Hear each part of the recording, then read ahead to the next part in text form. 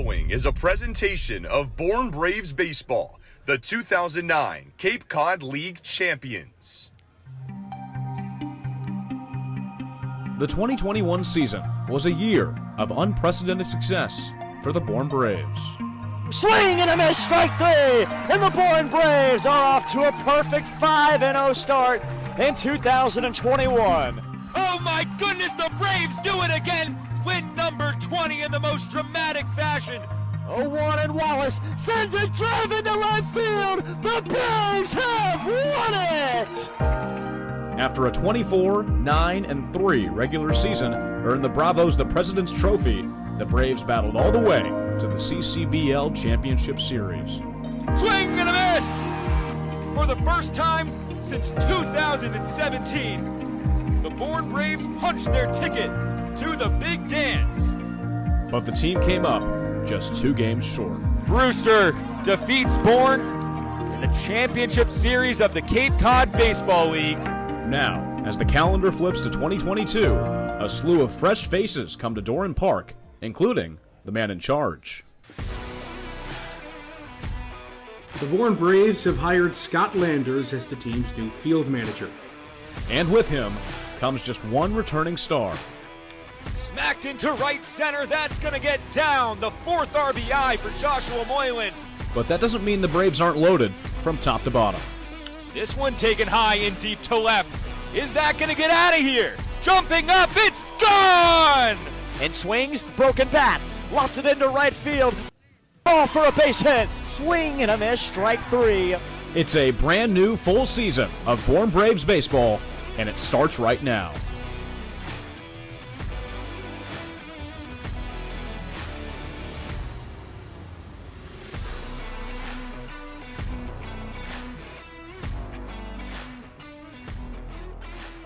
On the heels of their most impressive win of the season, the Bravos are back in action on the road at Gov Fuller Field in Falmouth, trying to grab their first division victory of the season. Hi, everybody. Welcome to Foul Town alongside Max Tanzer.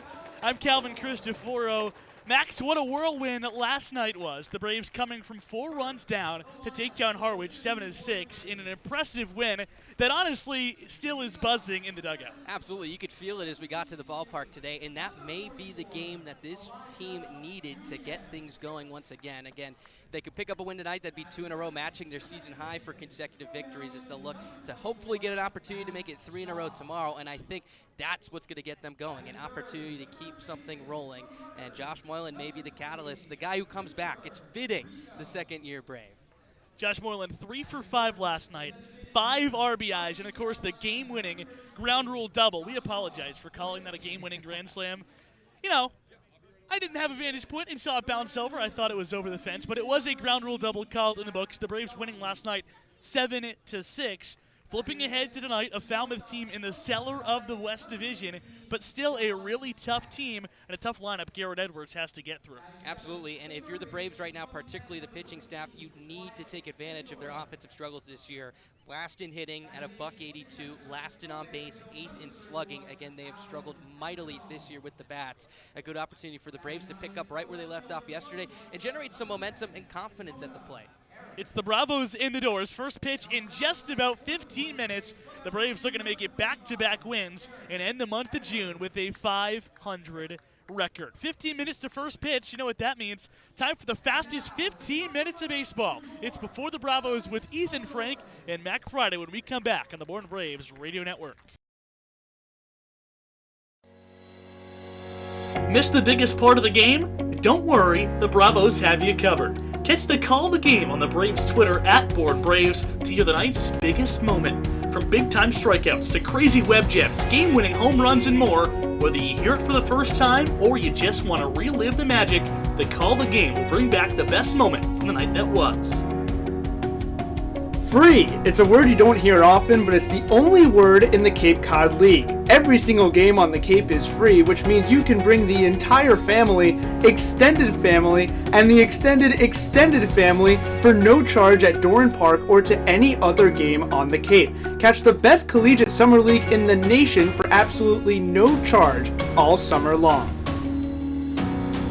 Cape Cod League Baseball is back on the New England Sports Network in 2022. NESN will feature 5 Cape League games on its airwaves this season, the first of which comes on June 30th when the Braves take on the Falmouth Commodores, and then the NESN crew comes to Doran Park on July 21st when the Braves host the Wareham Gatemen. All Cape League games on NESN start at 7, and the station will also feature the league's All-Star Game. It's the best summer baseball in the nation, and it's live on the same station as the Boston Red Sox all summer long.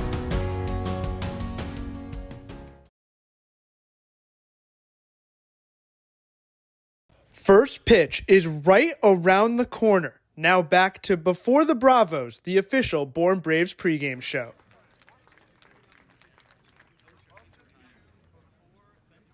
The umpires tonight at first base, Lewis, the Moose. At third base, Allen, Liberdoni, and behind the plate, Douglas Isham. Welcome to Before the Bravos. Ethan Frank and Mac Friday with you on an absolutely gorgeous night for baseball here down in Falmouth. Mac, welcome to the Gov. I know it's your second time, but first time the Bravos are playing here. How are you doing? I'm good. I cheated and came to the Orleans and Falmouth doubleheader when we got rained out on Father's Day. So second time here at the Gov. I enjoy it. It's a beautiful day. Our first 7 p.m. start all season long.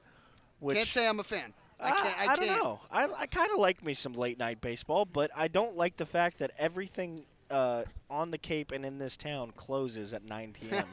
So post-game activities are very limited. Very, very limited indeed. But enough about us. Let's talk about the guys on the field, and that doesn't start like Calvin and Max did, Mac, without talking about Josh Moylan. Oh, my gosh. Big Crank is back. So much fun yesterday. He's doing a whole lot of cranking, I'll tell you that. A lot of cranking. Finally exercised the demons of that first Bravos home run at Doran Park with a shot to right center field. That was pretty fantastic. And then not to mention the 2 RBI single up the middle to bring the Bravos within 1. And then, of course, how could you ever forget the 2 RBI double to walk it off? Pretty incredible night after an 0-for-11 start for Moylan in a Bravos uniform for the second time in his career. Yeah, really, really impressive. But Moylan's heroics would not have been possible without the really strong effort of Seth Keener. Without a doubt.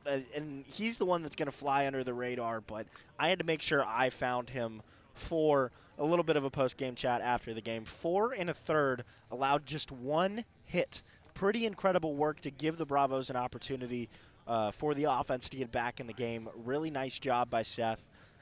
Scott Landers made sure he was the first one that he mentioned before Josh Moylan in that post-game presser. Really great job from Seth. There's not really a whole lot more to say than he was that total unsung hero of the game. Yeah, speaking of Scott Landers, I want to talk a little bit about him last night. Obviously, the game works out in the end. The Braves get the win.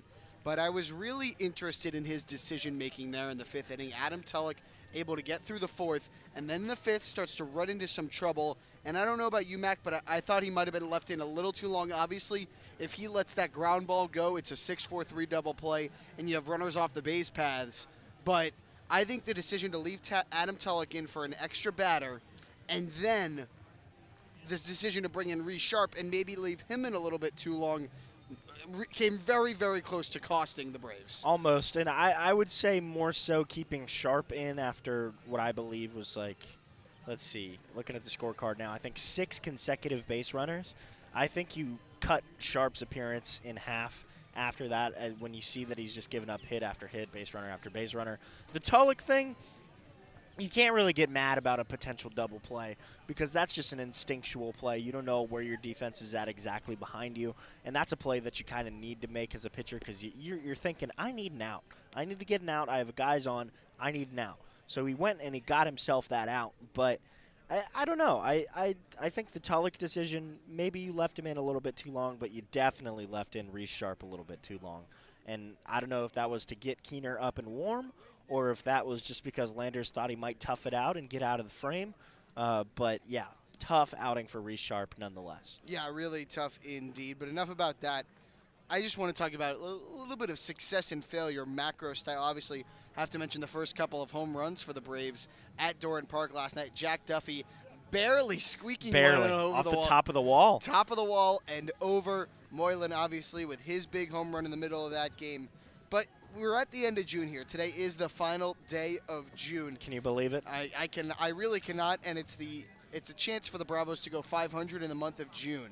And I think you might take that where this team was a couple of days ago. Certainly. I mean, when you're losing and tying to Hyannis and then you drop both to Brewster, it was a pretty unfortunate time. Not a lot of life in the dugout. Some guys are leaving, and it just vibes were not great. And now they're on the way up. Nothing like a walk-off comeback win will get wind in your sails and propel you down the right stretch. And then not to mention, not going to lick on the opponents here, but Falmouth, bottom of the West Division. Chatham tomorrow, bottom of the East Division. You get Falmouth twice in the next 3 days, and then you get Wareham second to last in the West Division. Certainly some winnable runs, winnable games here for the Bravos if they can put things together, not make many mistakes. No, not at all. And so 500 in the month of June, I think, would be a rousing success. But then the big question becomes, can you make July better than June? The Braves up to now third place in the West Division. The Commodores are in last place right now. So this is a big game because 4 out of 5 teams in this division will make the playoffs. So if you can further put down Falmouth, that would be a huge edge for the Bravos. Absolutely. And then not to mention you play 5 games against the Commodores in the month of July, and you also play 5 games against fourth place Wareham in the month of July. So some pretty pivotal West Division games coming up, or excuse me, West Division. Yeah, I got it right. West Division games coming up over the next couple weeks for the Bravos that they could win, and then they could also go completely wrong and really mess up the standings and potentially miss them out on a playoff spot if things go bad. But we're not going to be in the negative mindset. No, we're not going to be. So do you think July will be better than June? Yes, I do. And why is that? I think as I said before, you're playing 5 games against Falmouth, who is bottom of the West Division, 4 or 5 games against Wareham, second to last in the West Division. You're playing 3 games competition. 3 games against Chatham, and one of them tomorrow. Correct. And then you play plenty of games against Catuit as well, so you kind of really get a good feel for where everybody stands in the Western Division. So we'll find that out, and I think the Bravos have a good opportunity to jump back up to third, even second in the West. Definitely. So with that, I think it's time to do a little predictions for tonight's game, go from a macro to a micro basis. I spoke with Commodores beat reporter Tommy Mumau, close friend, of course, before the game, and he said he thinks the Falmouth Commodores are going to get back in the win column. They've lost 4 in a row. It's been a tough streak down here. But what do you think? Do you agree? Do you disagree? Are you taking the Bravos tonight, Matt? I'm taking the Bravos tonight, and I am. We got a little beat reporter rivalry. Yeah, a little bit. Rivals with the pens. I'm gonna go with Bourne tonight, and I think that is a pretty noticeable win for Bourne tonight. Josh Moylan still hot from last night. Jack Duffy only a couple more days in a Bravos uniform. He's gonna make the most of his time as he can, and then of course Elijah Nunez is back. Nunez, with the speed that this lineup doesn't really have to steal bases besides somebody like a Matt Shaw, who will catalyze this lineup, hopefully gets on base and steals bags and comes around and scores for the Bravos. I think this is a good night for them to get a win. I think so, too. I think it is a very full ballpark tonight. Thursday night, obviously mentioned that school is out, so a lot of kids here at the ballpark. A very good crowd for baseball as they're throwing out the ceremonial first pitch. What do you think about ceremonial first pitches? I think they're cool. I think it's a part of baseball. It's something that always should be a part of baseball. Except I don't like the ones that people just like completely miss the dime or completely miss the plate, like way wide. Like we're talking like 50 cent wide, like really, really bad. The best first pitch of all time is George W. Bush in Yankee Stadium. Yeah. You a big fan of George W.? Well, he went to my high school, but also... Oh, wow, that's very cool. I think you need to take the context of that moment in general with 9/11 and everything. That's the best first pitch ever. Agreed. So there you have it.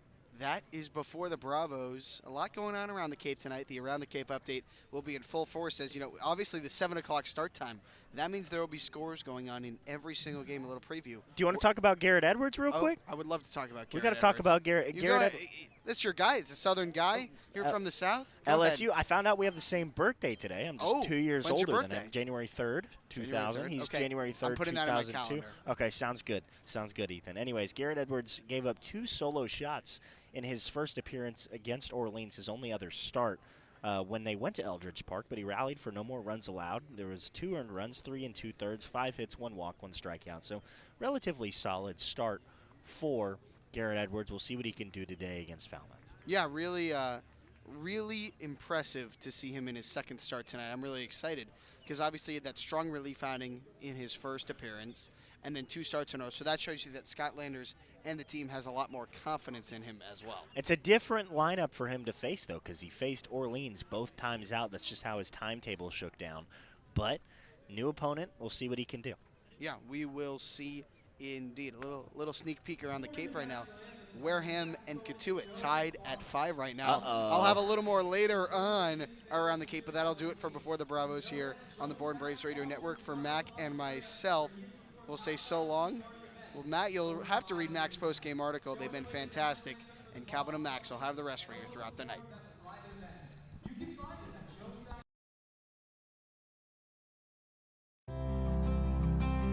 Keep up to speed with the Braves when you're away from Doran Park by visiting our website at bornbraves.org. And be sure to follow us on Twitter and like us on Instagram and Facebook. You'll be kept up to date all year long with the Braves. T-Mobile is proud to sponsor the Cape Cod Baseball League. T-Mobile is committed to serve those who serve, and that's why they go above and beyond for our active duty military and veterans. Visit your neighborhood T-Mobile store or T-Mobile.com to learn more. A night at the ballpark is one of the best ways to spend a summer evening with the family. With free admission to Doran Park and every field on the Cape, you can bring along the entire crew to experience a free night of fun at the park. Catch the best collegiate summer baseball league with the whole family all summer long, with tickets starting and ending at $0. To find the full Braves schedule, head over to our website, bornbraves.org.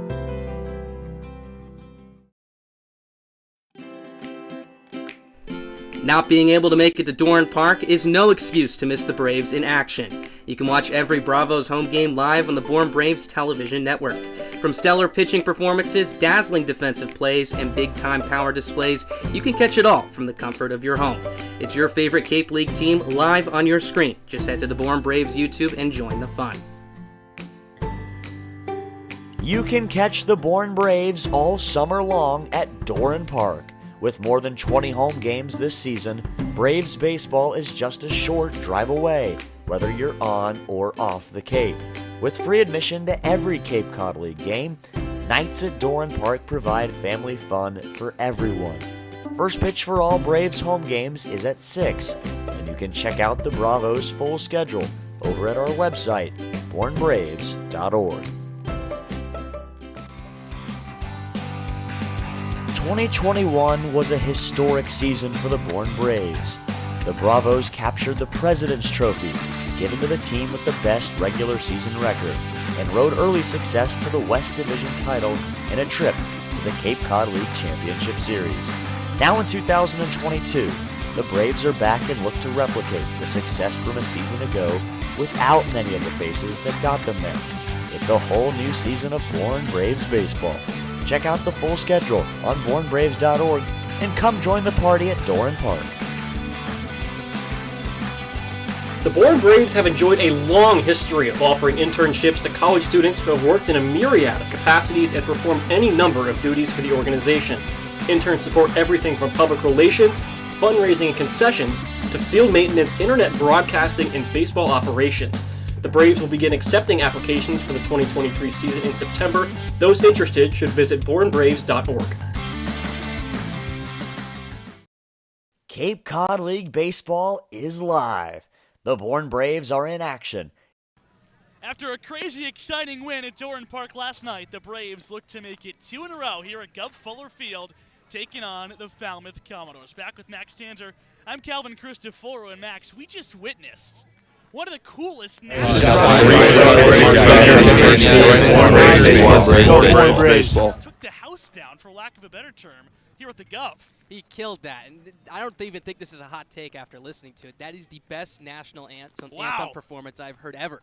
That was fantastic, and it kind of caught me off guard. I wasn't expecting it, so that's what made it even better. Did you see the other day in Oakland when the lady played it with a saw? Yes, that was interesting, but that doesn't top the saxophone. The saxophone was electric, I think, is a good way to put it. So that's a great appetizer to our game tonight. Game number 16 on the season for the Braves, and here is Coach Scott Landers' starting lineup. Elijah Nunez, the center fielder, starts us off. Matt Shaw, the second baseman, hits second. Chris Brito, the first baseman, hits third.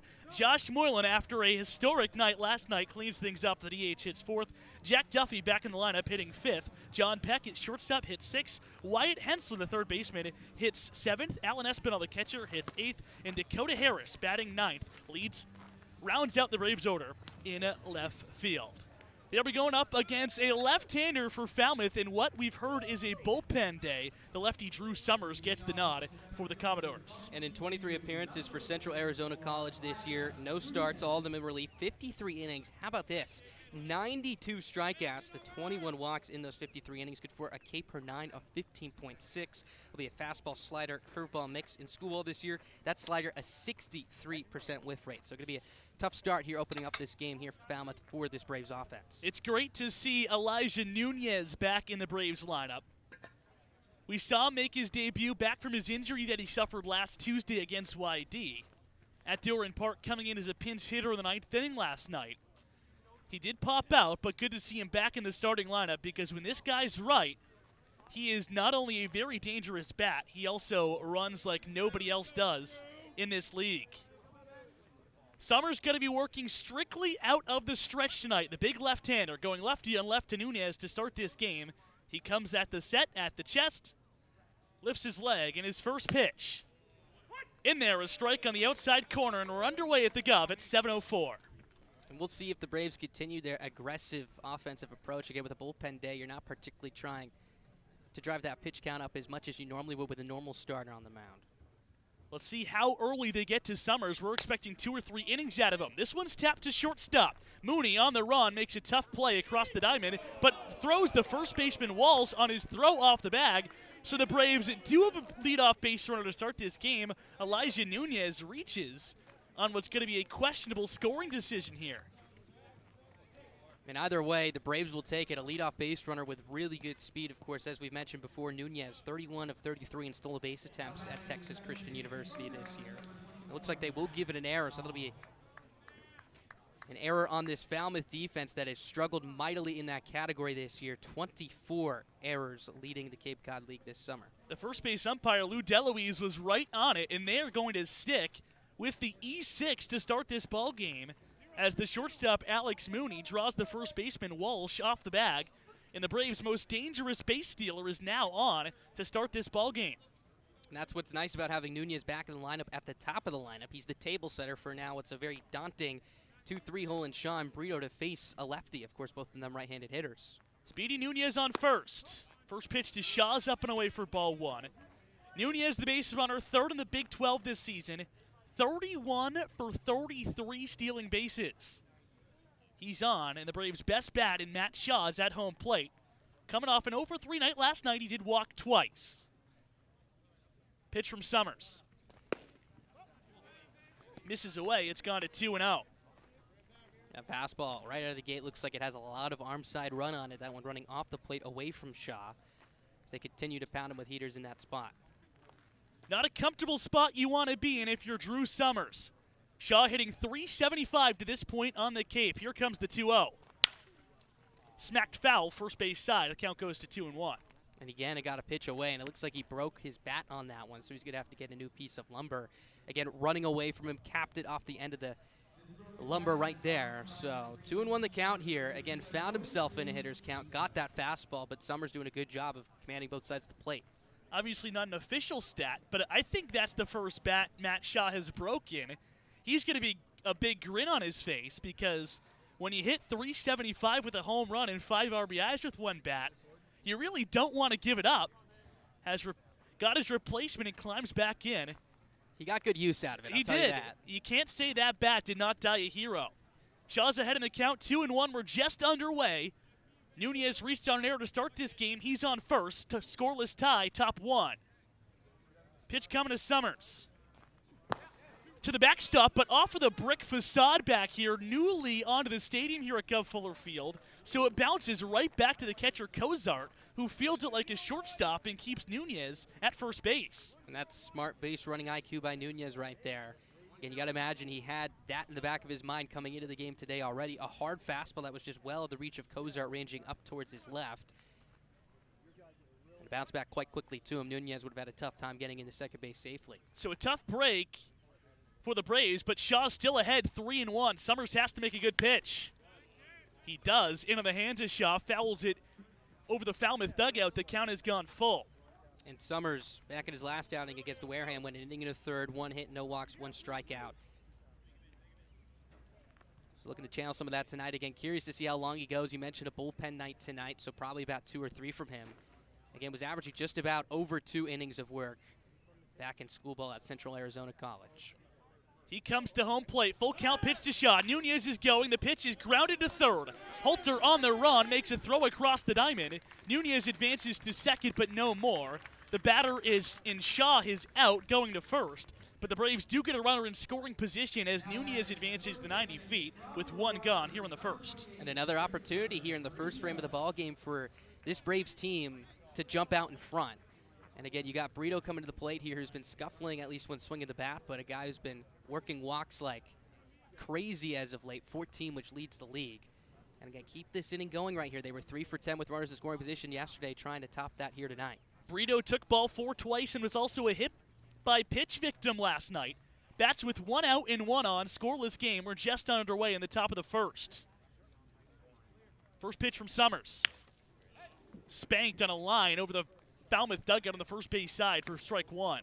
And early on here, a lot of late swings from these Braves hitters. One, the shadows are in play. Summers, the pitcher, starting in the sun, fittingly. And then the ball instantly going into the dark shadows, and then a stripe of bright light just for a second there as it's about maybe 5-10 feet in front of the plate. So maybe having a tough time picking it up. Brito is struggling right now, just 1 for his last 14 and trying to hit through the shadows here. The pitch. Outside, the count goes to 1-1. 94 miles an hour on that fastball by Drew Summers. And as we hear the conversations in the Braves on deck circle right in front of us, it seems like that pitch has a lot of that lefty natural tail towards the first base side. Here's the 1-1 coming to the right-handed hitting Brito. A fastball missing up and away at 93 for ball 2. And that's his pitch. He has used it 75% of the time so far here on the Cape. Averages about 92. We just saw it at 94, but topped out at 96 this year in school ball. So he can rush it up there. And you mentioned to left-handers going to be devastating as that thing gets in your kitchen in a hurry. The JUCO product on his way to the University of Arizona in the fall. Comes to the plate 2-1. Nunez going for third. The pitch is outside. The throw down not in time. And Elijah Nunez steals third base. The Braves have a runner just 90 feet away here in the top of the first inning. And he got a really good jump over there. Good for his second stolen base of the summer. Cozart, again, not a terrible pitch to throw on. The only blemish, I would say, is that arm side run on that fastball because he has to reach across his body, then adjust almost in one motion and make that throw over to third base. And it was a good throw. It was on line, but Nunez with good speed, got a good jump, was able to beat the tag. That's what Elijah Nunez does for this ball club. Provides electricity on the bases. Now he's just 90 feet away. Falmouth playing the infield back. Here's the 2-2 to Brito. By him on a fastball up out of the zone at 93 miles an hour. Brito chases it, and that is a big-time strikeout by Drew Summers for the second out of this inning. And Summers is no stranger to the high-leverage spot here, of course, with the runner in scoring position here. Is early on in this game, but again, struck out 92 batters in 53 innings of work. That's going to be the way he retires batters. And again, huge spot with Nunez, 90 feet away with less than 2 outs, was able to get a big punch out. So there's 1 on and 2 away. Scoreless game. We're just underway in the top half of the first inning. And here's the hero from a night ago in Josh Moylan. Lefty on left. Here's the pitch. Fastball in there for a strike. Moylan last night, 3 for 5, breaking his 0 for 11 start to the season. A home run, a 2 RBI single up the middle, and a walk-off ground rule double. Probably the best game this guy has had in a Braves uniform. Here's the 0-1. Slider breaking too high at the letters for ball 1. And we haven't seen him use that pitch too often yet. Mentioned it earlier, but a 63% whiff rate on that one, especially to a lefty in Moylan with that pitch starting at him and running over the plate. Got to imagine they'll be using that a lot to left-handers in the Braves lineup tonight. He already struck out Brito. Here's the 1-1 to Moylan.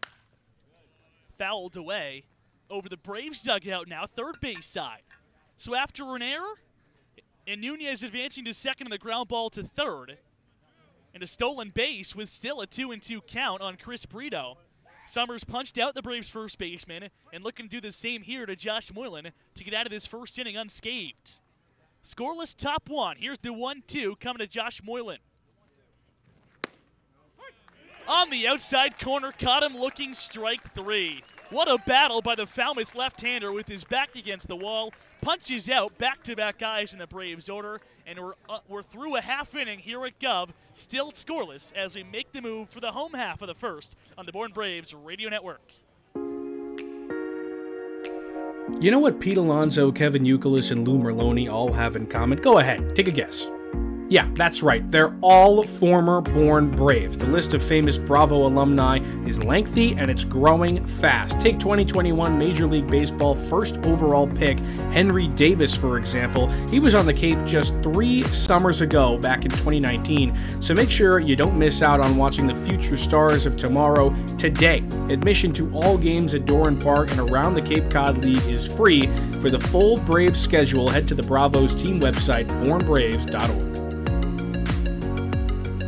Did you know it takes $150,000 to field the Braves every summer? We are a non-profit, all-volunteer organization that relies solely on the donations of private citizens and local businesses.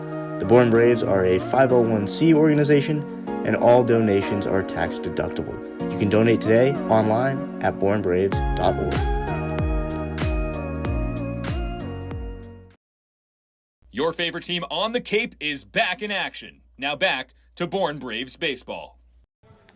Braves leave a base runner at third base to begin this ball game. We're scoreless as we make the move to the bottom of the first. The head coach for the Falmouth Commodores in his 24th season is Jeff Trundy, and here is Coach Trundy's starting lineup. Batting first, the shortstop, Alex Mooney. Colby Halter, the third baseman, hits second. Corey Collins, the designated hitter, hits third. Jacob Walsh, the first baseman, cleans us up. Andrew Pickney, the center fielder, hits fifth. Drew Brutcher, the left fielder, hits sixth. Anthony McKenzie, the second baseman, hits seventh. The catcher, Jacob Kozar, hits eighth. And Luke Boyers rounds out the starting nine, hitting it in the final spot. They'll all be going up against the LSU right-hander and his third appearance of the season in Born Navy Blue. That would be Garrett Edwards. And he's probably happy to see a team not named the Firebirds, of course, as he pitched against them in his previous 2 outings, his only 2 outings of the summer, but did very well. Allowed 3 earned runs over 7 2/3 of an inning's work, 4 strikeouts to 1 walk. Did allow 10 hits, but was able to get out of trouble. Again, in relief of Cade Grundy back on the 24th against the Firebirds over at Doran. 4 innings of work, got the win, allowed just 1 earned run on 5 hits, no walks, and 3 punch-outs. And after allowing those 2 solo home runs in his first inning as a Brave against Orleans, he settled in. His first pitch. Tap to the third baseman on a charity hop. Hensler has it and makes the easy throw over to Chris Brito for the first out. For Edwards tonight, it'll be a fastball, change-up, slider mix, but mostly that fastball and slider. Fastball averages at about 91, tops out at 94, slider about 84 miles an hour. Likes to use that fastball about 50% of the time, and then we'll go to that slider a lot with 2 strikes, a 20% whiff rate on it at LSU this spring. The defense behind Edwards tonight, left to right in the outfield, Harris, Nunez, Duffy. Hensler just made a play at third. John Peck is the shortstop, Matt Shaw the second baseman, Brito's at first, and Espinal does the catching for the lanky LSU Tiger. So 1 pitch, 1 out brings Colby Halter to the plate, the first pitch. Fastball at 90 miles an hour across the plate on the outside corner. Halter, the one guy in this Commodore lineup hitting over the 300 mark. 324 coming into play tonight, 12 for 37. Watches a pretty identical pitch. This one just a little bit low as the count evens at 1-1. And you could see the catcher and Espinal trying to stick that one up there, but just could not get the call. 1-1 is rolled foul on the first base side.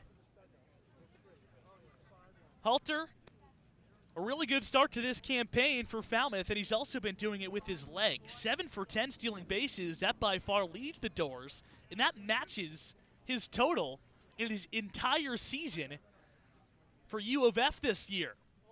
Here's the 1-2. A slider that breaks at the knees. It caught him looking for strike 3. Really good start for Edwards. 1, throwing strikes efficiently, 4 of his first 5 pitches for strikes, but 2, living at the knees, particularly on the outside corner, getting Halter to watch that one go by for strike 3. So a good start as he looks to get deeper into this ball game tonight. Again, maybe north of 4 innings. So 2 are gone here to begin this ball game. Scoreless game, bottom of the first pitch. A strike across the plate to Corey Collins, the DH tonight. After Mooney and Halter, the next 7 guys in this Commodore lineup all hit under the Mendoza line, under the 200 mark on the season. Collins just 3 for 25. Here's the pitch. Scorched up the middle, and he stings a single to keep this inning alive in the bottom of the first. And he saw Edwards throwing 4 strikes very quickly over the efficient part of the plate right there, and he got a fastball, jumped on it early in the count, hit a hard liner right back up the box. So again, Falmouth, the approach early on here against the right-hander, very aggressive, getting that fastball early on in counts. So 1 runner is on with now 2 away, scoreless game, bottom 1. And that brings to the plate the dangerous bat of the first baseman, Jacob Walsh. Walsh, .295 this season for Oregon. First pitch coming from Edwards. Fastball down and in for ball 1. Before coming to the Cape, Walsh was named a Baseball America Collegiate Summer Ball hitter to watch, but he's off to a really, really slow start here for Falmouth. Just 7 for 45 to begin the year. The 1-0 from Edwards. Slider misses away, so now a really good power bat who already has 2 home runs this season is in a good count to do damage ahead of Garrett Edwards, 2-0. Again, after 2 quick outs, if you're the Commodores right here, trying to get to Edwards right now, get that pitch count up and put him under some pressure. Collins hit a single. He's on first. The pitch. Tap foul. One-handed snag by Andrew Pickney in the on-deck circle. And the count has gone to 2-1. Beautiful night for baseball. The Braves' latest start of the season. First of 2 games with a 7 o'clock first pitch, but not a cloud in the sky for a 7 o'clock start on a Thursday night at the Gov. Edwards sets at the belt, his 2-1. This is skied very shallow. The second baseman, Shaw, on the right side of the infield, calling it off, and makes the right-handed catch over the shoulder to retire the side. So both pitchers allow a base runner in the first, neither allow a run, and we're headed to the second. Scoreless tie at the Gov on the Born Braves Radio Network. Feeling lucky? Head over to the 50-50 table at Doran Park and play everyone's favorite ballpark game of chance. A different list of prizes are available every home game, and of course, half the pot is always up for grabs. Take it from me, my family played the 50-50 last season and won a gift certificate to a local ice cream shop, and I can tell you firsthand, it was delicious. Check out the list of prizes over at the 50-50 table next to the concession stand and play the 50-50 today, because I'm sure there's a prize for you. For the first time since 2019, the Cape Cod League All-Star Game is back. On Saturday, July 23rd at 6:45, the best players on Cape will come together in Wareham and duke it out in an East Division versus West Division clash. In 2021, the Braves had a league-leading 9 All-Stars, but they weren't able to shine in the mid-season showcase. But now the game is back, and it will include your favorite Braves stars, as well as the best talent from around the Cape. The Born Braves are out on the road. Let's get back to the action on the Born Braves Radio Network. Scoreless ties to begin the bottom half, instead top half of the second inning. Braves stranded Elijah Nunez at third base in their half of the first, and they'll be facing Drew Summers for the second time. 5, 6, 7 coming up in the Braves order: Jack Duffy, John Peck, and Wyatt Hensler. Yeah, and a good first inning of work. First, Summers got into some trouble on the E6 by the shortstop and Mooney that allowed Nunez to reach and ultimately reach third base on the stolen base, but was able to weave out of trouble by going to his game, which is the punch-out, getting Brito swinging and Moylan looking to get out unscathed. Summers' fastball has been moving tonight upwards to 94 miles per hour from the arm of the recently committed Arizona Wildcat. He'll face Jack Duffy, who's back up to 340 on the season, good for third in the Cape Cod League, after a 2-for-4 night last night, including a double and a home run. He'll try to get things going. Scoreless game, top 2. Summers comes to the set. His first pitch to Duffy. Spanked left center field. Going back is Boyer, and he's making the catch on the warning track for the first out. And loud contact off the bat of Duffy right there, giving that a ride out to the opposite way for him in left field. And again, I think that's going to be one of the biggest keys against Summers tonight for as long as he's in the game, is he's going to supply the power with that fastball for you. It's, again, staying on it with that arm side run, especially for a left-hander like Duffy at the plate. So on one pitch, there's one gone here in the second, and that brings the shortstop John Peck to home plate.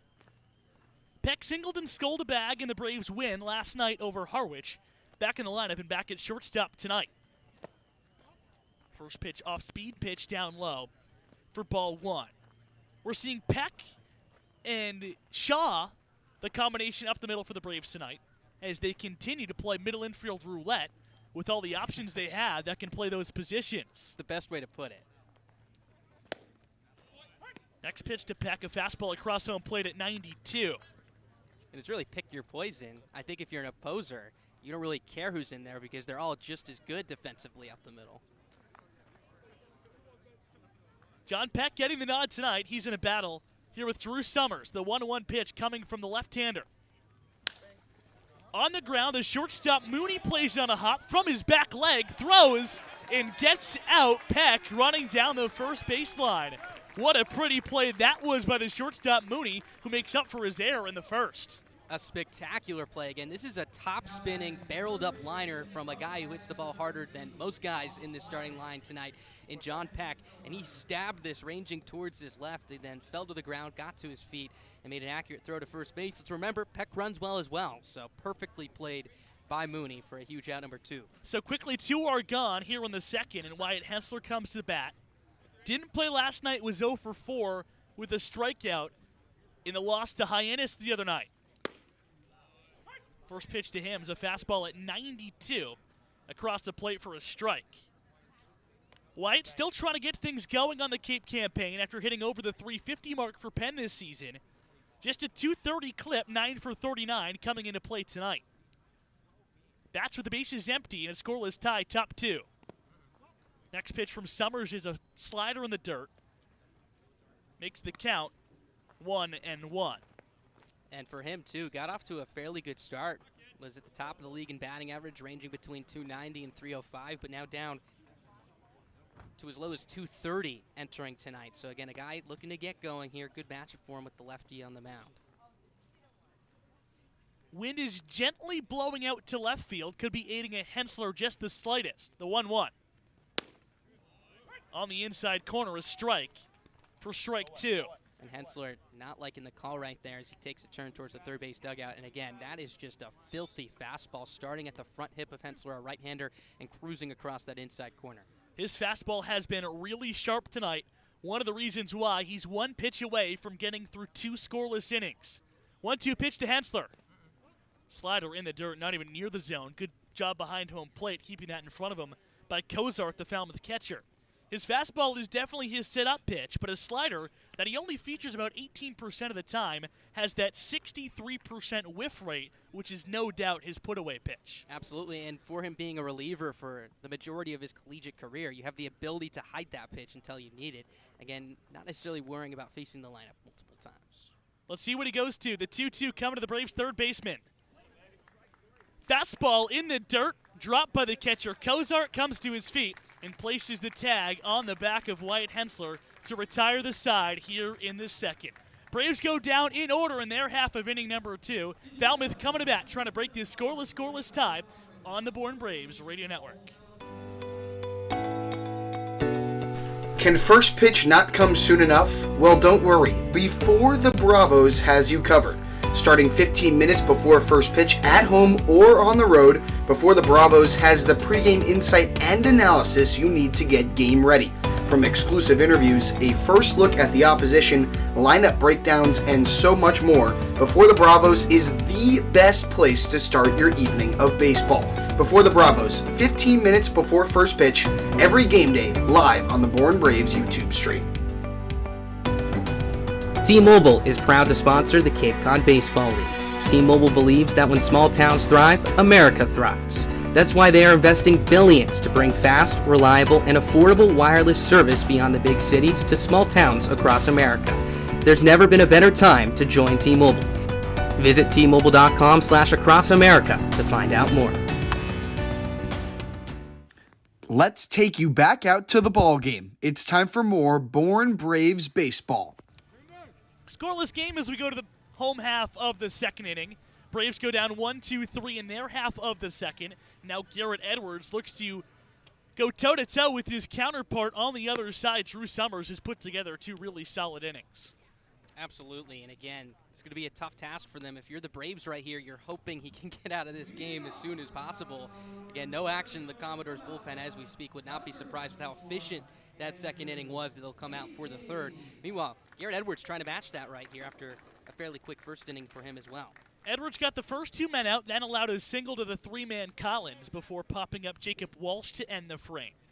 He'll face 5, 6, 7, Pickney, Brutcher, and McKenzie here in the second. From the line, the righty comes to home plate. Pinkney squares to bunt, pulls back, and watches strike 1 cross home. Talking to people around the Falmouth organization before the game tonight, they said their outfield has really struggled to hit, and Coach Trundy trying to put a really good combination together. As Pinkney swings through the 0-1 pitch, it's gone to 0-2. Trying to put some sort of combination of outfielders together to get some production, but the trio in there tonight in Pinkney, Brutcher, and Boyers, a combined 13 for 88 to begin the campaign. That's a batting average of 148, and Pinkney takes a swing and a miss at a slider in the dirt. He's down on 3 pitches to start the second. Really efficient stuff from Edwards so far now. 11 strikes through his first 14 pitches. So that's going to be a tough task for Falmouth tonight, who again has been ready to swing it early on in counts. And to your point about trying to change up the trio of outfielders night in and night out, I think we've seen similar, problems for Scott Landers as he tries to adjust the top of his lineup to get something going. And I think once you strike gold and figure it out, then you can ride that for the rest of the season. So you can't blame Trundy there for mixing it up as much as he has. A good job by Edwards by attacking this weak part of the Falmouth order. Strikes out Pinkney on 3 pitches, the 0-1. Coming to Brutcher, just misses, so the count goes to 1-1. Drew Brutcher is the batter, the USF Bull, who hit just under the 300 mark, 299 in the season, 13 homers and 40 runs driven in. The 1-1 coming from Edwards. Breaking ball outside for ball 2.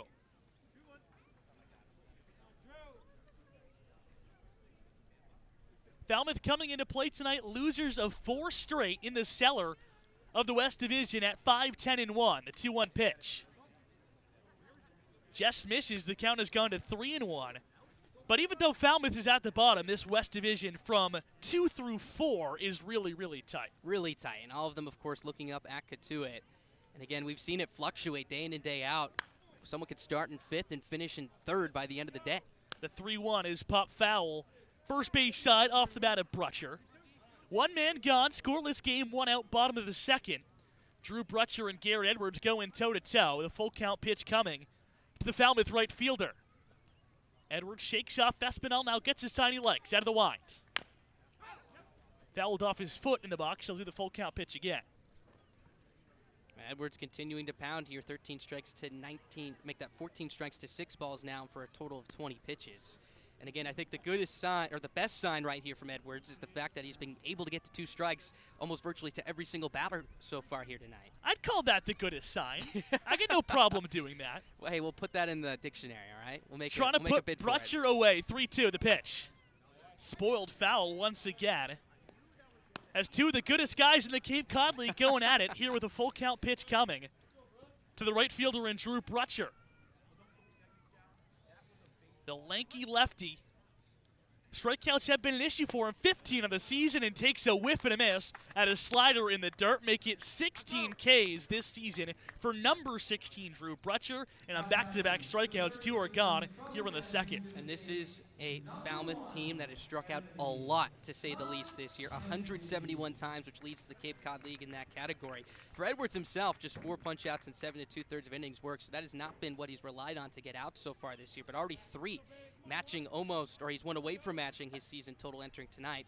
Here's he faces McKenzie. McKenzie on a line right to the shortstop, John Peck, who drops to an E and catches it at the belt to retire the side. A quick 1-2-3 inning here in the bottom of the second. We're going to the third, scoreless on the Born Braves radio network. And when we come back, oh boy, do we have a treat. Ben Spector and Mac Friday taking over the top of inning number 3. Max and I will catch you in the bottom half of this inning.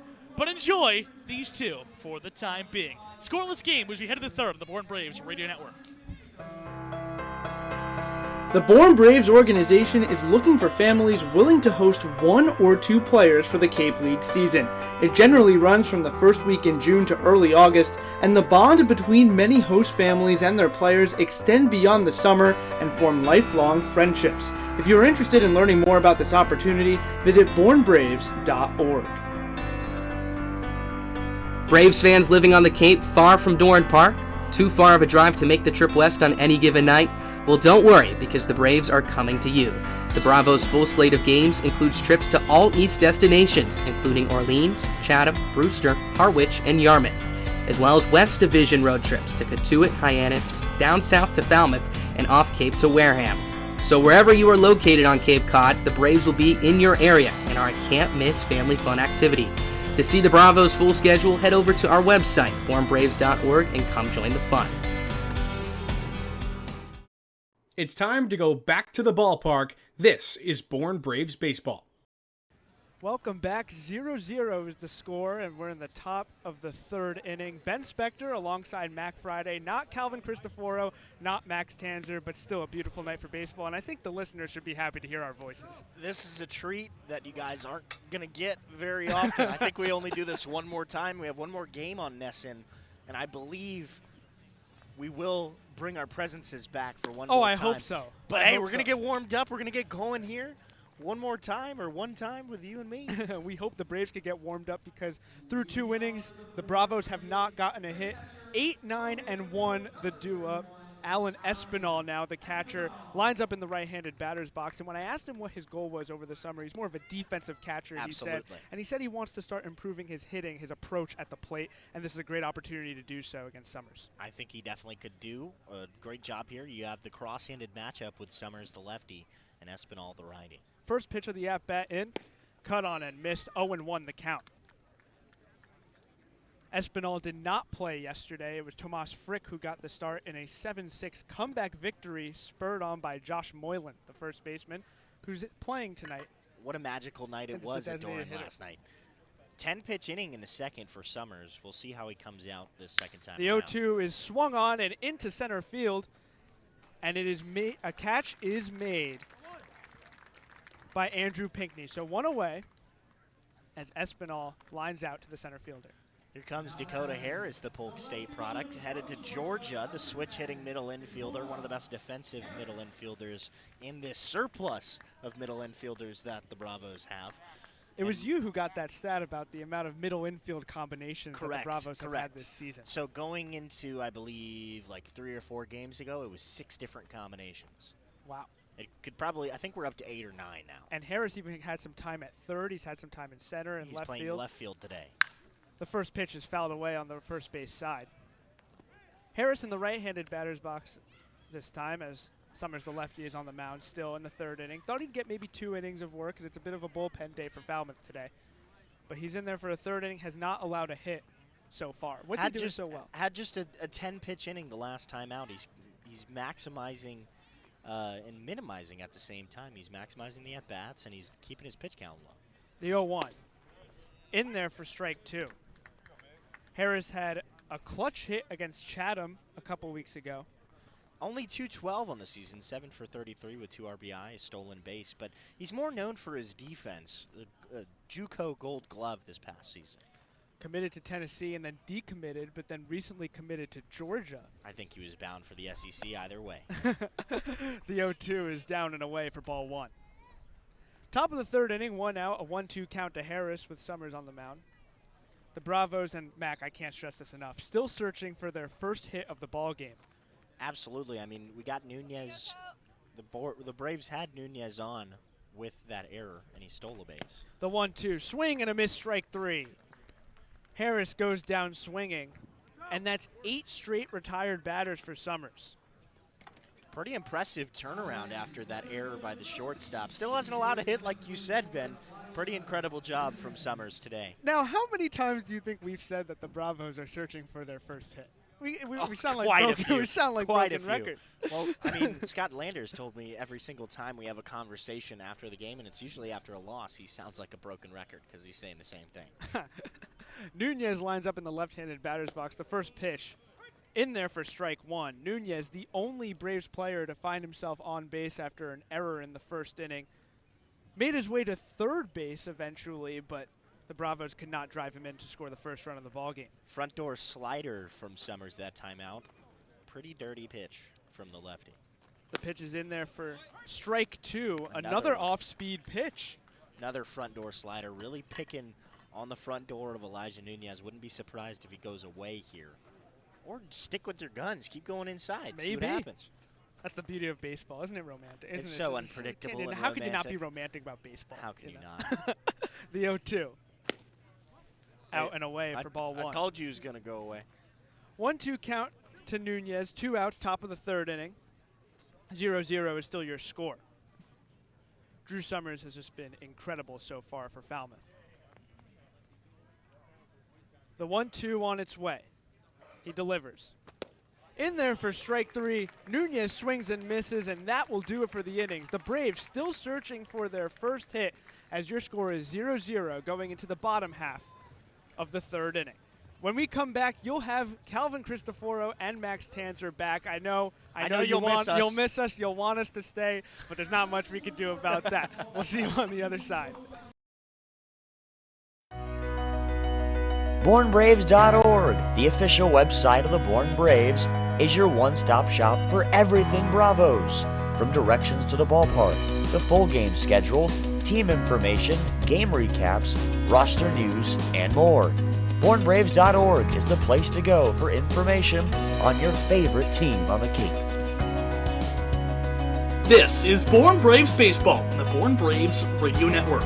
You can listen to all 22 Braves regular season contests away from Doran Park here on our YouTube live stream. Can't make it to Chatham? Too worn out for Wareham? Too busy for Brewster? Not to worry, just search the Bourne Braves on YouTube, sit back, relax, and enjoy a summer night listening to your favorite team on the Cape. Grab your hot dog and your lawn chair. This is Bourne Braves Baseball. Welcome back to Guy Fuller Field. We're back. Max and Calvin as we take the toss from Mac Did you miss us? Did you blink? I was going to say, for those who don't know, the game is also being broadcasted on NESN tonight. And we appreciate you for tuning in here. Calvin and I getting to make our NESN debuts here. I'm assuming that's your NESN debut. Real NESN, yeah. Yes. On fake NESN with the TV muted and me doing Red Sox play-by-play, no. A tremendous opportunity for us. We wish it could have lasted a little bit longer again. Not that we wanted to stick Mac and Ben on for longer, because I wouldn't wish that on any enemy, but... We're scoreless either way here in the bottom of the third inning. First pitch on the way to Jacob Cozart is a fastball for a strike. Garrett Edwards out for inning number 3 of work. Going to get 8, 9, and 1 here in the Commodores lineup. Here's the 0-1. Swing and a foul straight back. No balls, 2 strikes to count. Cozart hitting a .148 this summer so far, 2 RBIs. At North Carolina State, hit .240 with 4 homers, 25 RBIs as well. So Edwards has been grooving so far tonight. In fact, pitching the story between these two sides. Drew Summers, tremendous work as he has struck out 5 batters through 3 innings of work. Has not allowed a hit. Next pitch, breaking ball down, low ball 1-2. After Cozart, it'll be Boyers in the top of the order and Alex Mooney here. Again, the Braves threatened all the way back in that first inning when Elijah Nunez reached via the E6, stole himself into third base. But after strikeouts to Brito and Moylan, couldn't get a run out of it as the next pitch is swung and grounded up the middle past a diving Peck into center field for a base hit. So Cozart checks in with his 3rd hit in his last 2 games played. The leadoff single for the Commodores opened things up here in the bottom of the 3rd. For a Falmouth team that came into play tonight hitting a .182, best for last in the CCBL this season. Their 2nd hit of the night, and they've had a couple of hard hit balls. Of course, the line out by McKenzie right at John Peck comes to the top of your mind. But Falmouth is swinging a good bat right now. Losers of 4 straight. They need something to turn around and fast here in Game 16 of the season. Here's the first pitch to Boyers. He shows bunt, pulls back, takes down low for ball 1.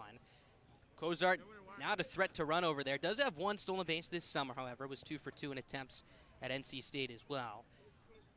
Boyers looking for his first knock here on the Cape. 0 for 11 has reached base once via the walk. Was 0 for 3 back against Hyannis yesterday with 2 strikeouts. Edwards from the stretch. Here's his 1-0. Misses down and in ball 2. 2 balls, no strikes.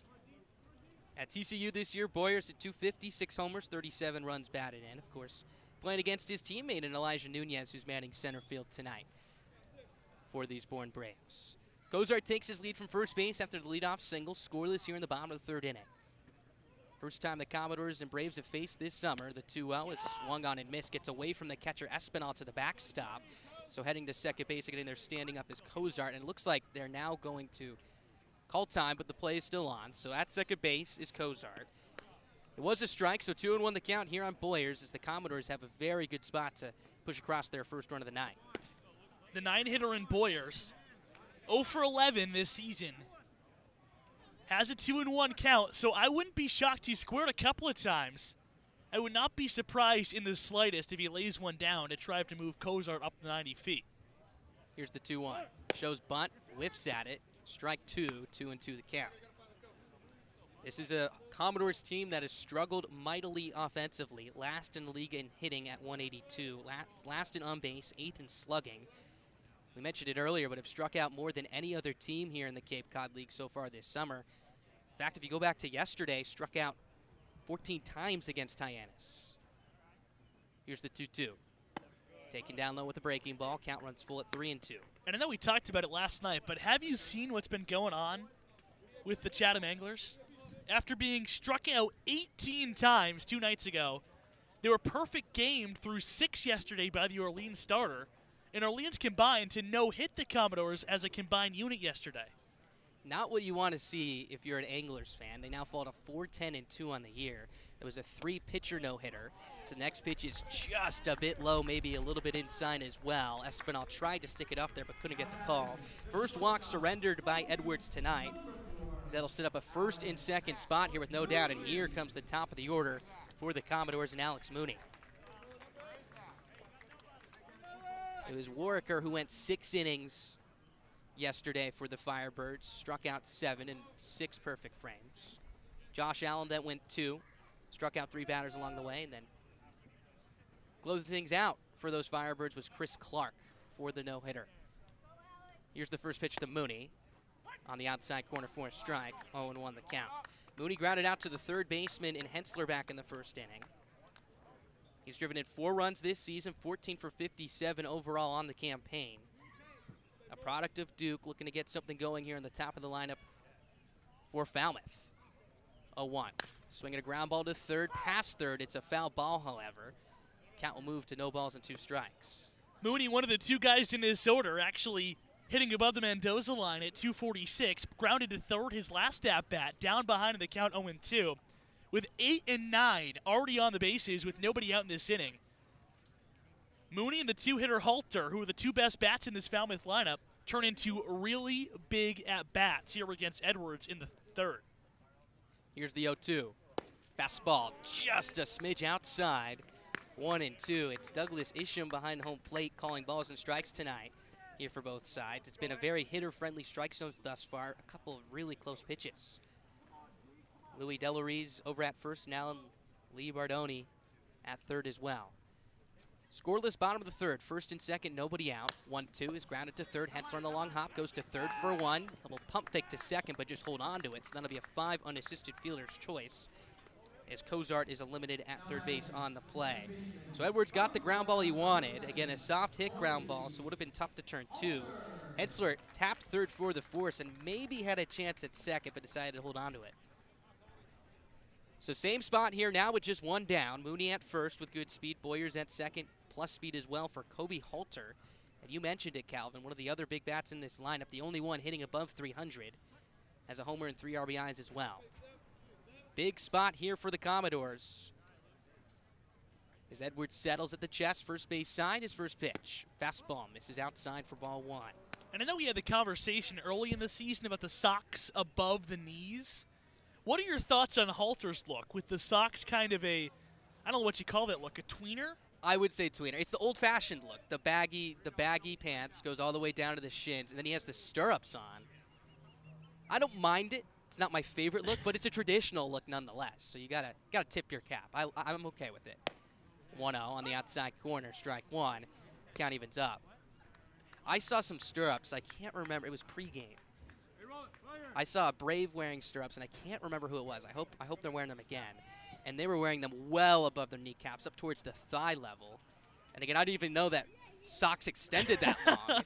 But it was a look. I mean, they got him at the big and tall. May have to try it out myself. 1 ball, 1 strike here with 1 down, first and second. Next pitch on the way is down to ball 2, 2-1. Yeah, you have to. You have to purchase full leg length stirrups and wear them on a broadcast. I will. I'll do it. I'll go full uniform. All right, you'll go full uniform. If Darren wants to get me a jersey, I'm all for it.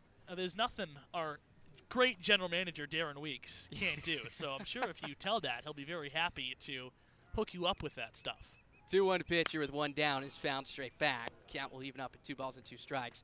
I mean, we did talk about it earlier in the year, Calvin, but the new look, I'd say, that's evolved over the last couple of years is the socks over the knees. I think Carlos Santana was the first one to do it. I'm in on that. I don't mind it. It's a good look. I'm in on it. Yeah, I'm in on it. It's not like football where you're just completely disobeying the rules and not using a knee pad. I'm in it in baseball. I know it's not an old-timey look like Halter's rocking, but I like it. Hey, if it's comfortable, that's all that matters. 2-2 here with 1 down, scoreless. Pitch is found straight back. Count stays the same.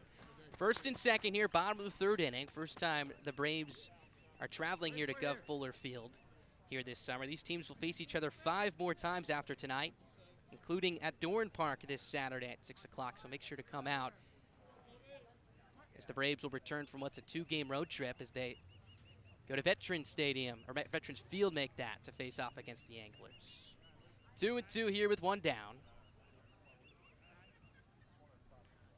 Long hold from Edwards, his pitch. Swinging a line drive left field, coming in is Harris. He's there, he's got it. He makes the catch head high for out number 2. So a long AV from Halter, but the runners have to hold at first and second base. So 2 down now as that brings up the designated hitter and Corey Collins to the plate.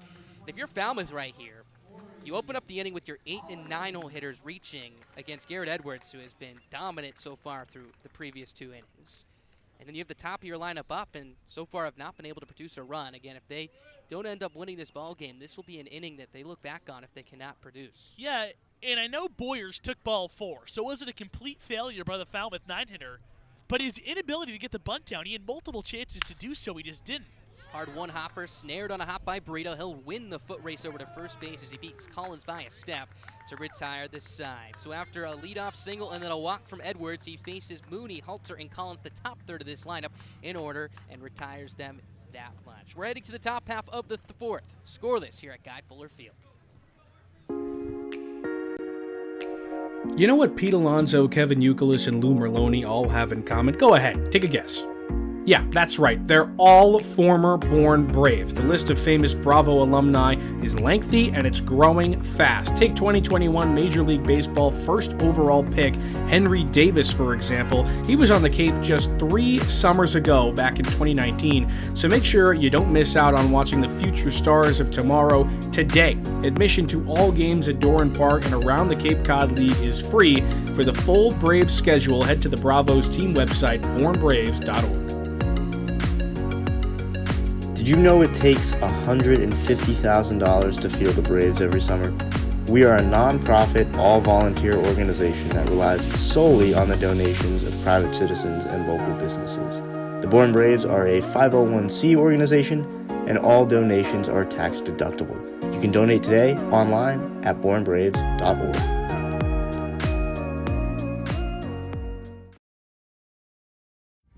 This is Braves outfielder Jack Duffy from Polk State College. Go Braves. Welcome back to Gov Fuller Field here in the bottom of the 3rd, or make it the top of the 4th inning. Scoreless here. It's Drew Summers. He's making some personal history tonight, again at the collegiate level. has never started a game, was primarily a reliever at Central Arizona College this year. And I think if you're manager Jeff Trundy, you were trying to get 2, maybe 3 innings out of him tonight. But he is not allowed a hit. He struck out 5 batters.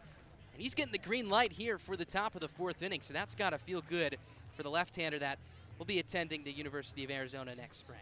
Yeah, we were talking to the Falmouth broadcasters earlier in this game tonight, before the game, and they said 2, maybe 3 innings out of Summers would be a really big win for this Falmouth team. They could be getting 4 out of their left-hander, who didn't start a single game this year for Central Arizona Junior College. This is a Falmouth pitching staff, too, that had a bullpen game last night, potentially in line for another bullpen game tonight. So their unit had the potential of being taxed when they play again tomorrow and back at Doran on Saturday. So this is a really big win here by Summers. First pitch on the way to Matt Shaw is taken down low for ball 1.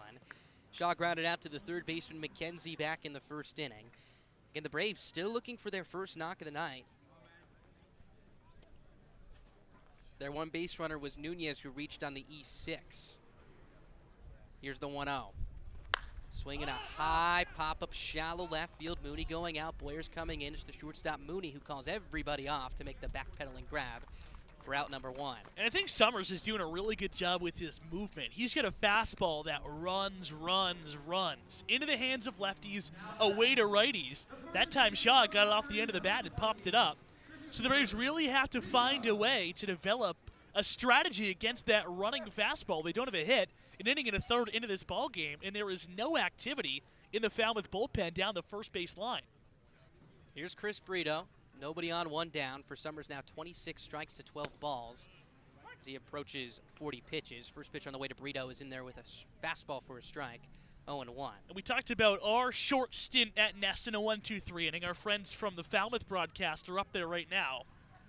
So hopefully, for the Braves and for our buddies over in Falmouth, the Braves have a big inning here so they can get at least some action. Absolutely. Again, that was a 1-2-3 inning twirled together by Summers back in the 3rd inning where he retired Espinal, Harris, and Nunez. Brito looking for his first knock. Was 0 for 2 yesterday with a couple of walks. Here's the 1-1. Swinging a pounded ball down the third base line and foul. Count moves to 1 ball and 2 strikes. Beautiful evening for baseball. Blue skies ahead as the sun continues to set over the left center field wall. Lights in play here on a newly renovated Gov Fuller Field here.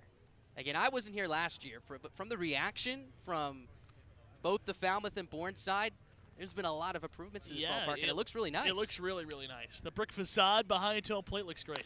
1-2, grounded foul. Count stays at 1-2. Also, a new fence with a maroon screen on there. We'll take that. I think we will. We will take that every day of the week and twice. On what's tonight? Thursday? Well, we both got struck by it in the span been of 4 days. Me first on Sunday against Brewster on the Jack Duffy ground rule double. And then, of course, last night on the Moyling ground rule doubles. The next pitch is well up and away, ball 2. 2 balls, 2 strikes. It's like the pitcher gets hit with the gopher ball. You and I get hit with the ground rule double ball. That transparent fence. They're killers. And it was They are inevitable. killers. It was inevitable. I remember having a conversation with you when we first went to the ballpark. And I had watched a couple of Braves games from last year. And there had been some controversy with that transparent fence and some ground rule doubles that may have been home runs and vice versa. And in my head, I was like, I got to be real careful. And it struck me in game 13. So the 2-2 is a fastball that sizzles across the inside corner for strike 3. Summers freezes Brito with a fastball. That's his 6th punch out of the night.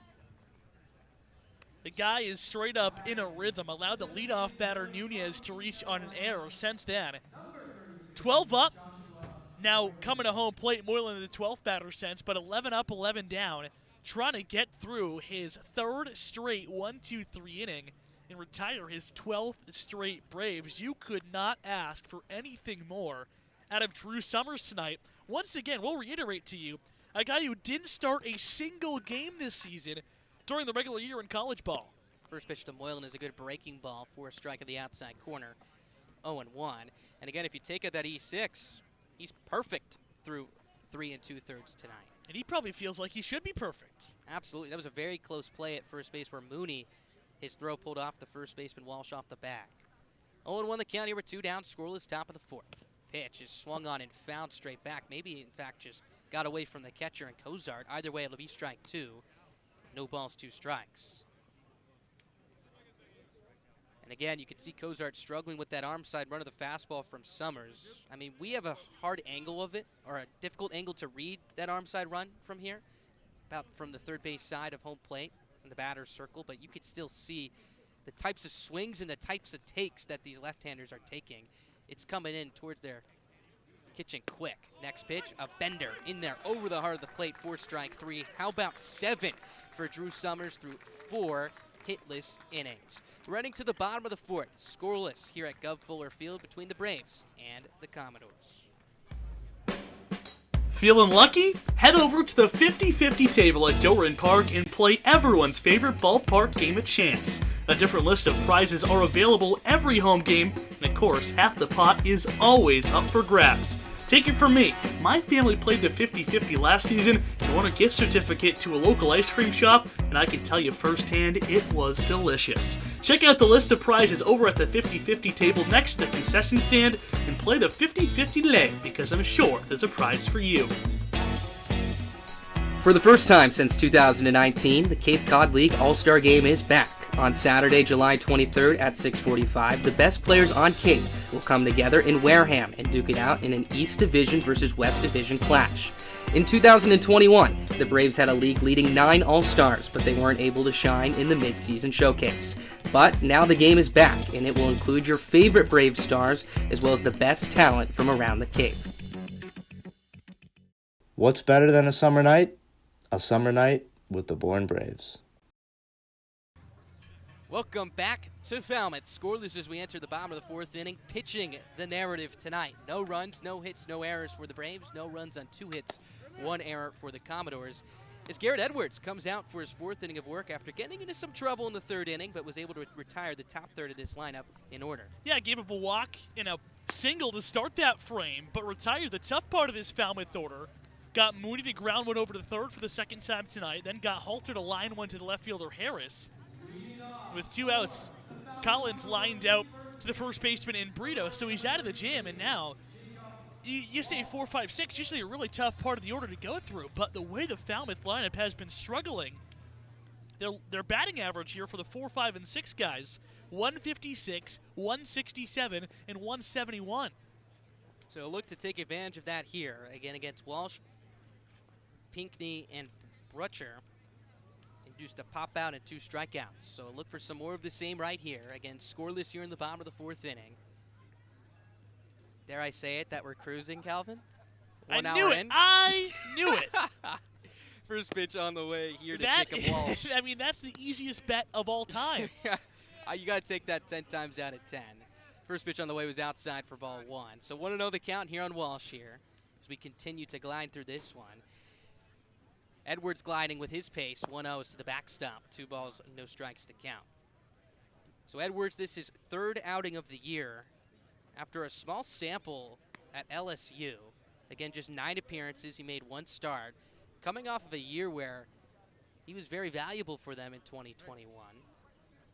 But again, has made major strides here in the Cape. Has been one of the very bright spots here for this Braves pitching staff. He's behind Walsh here, 2-0. He turns, kicks, and fires. His pitch. Tap foul first base side out of play, 2-1.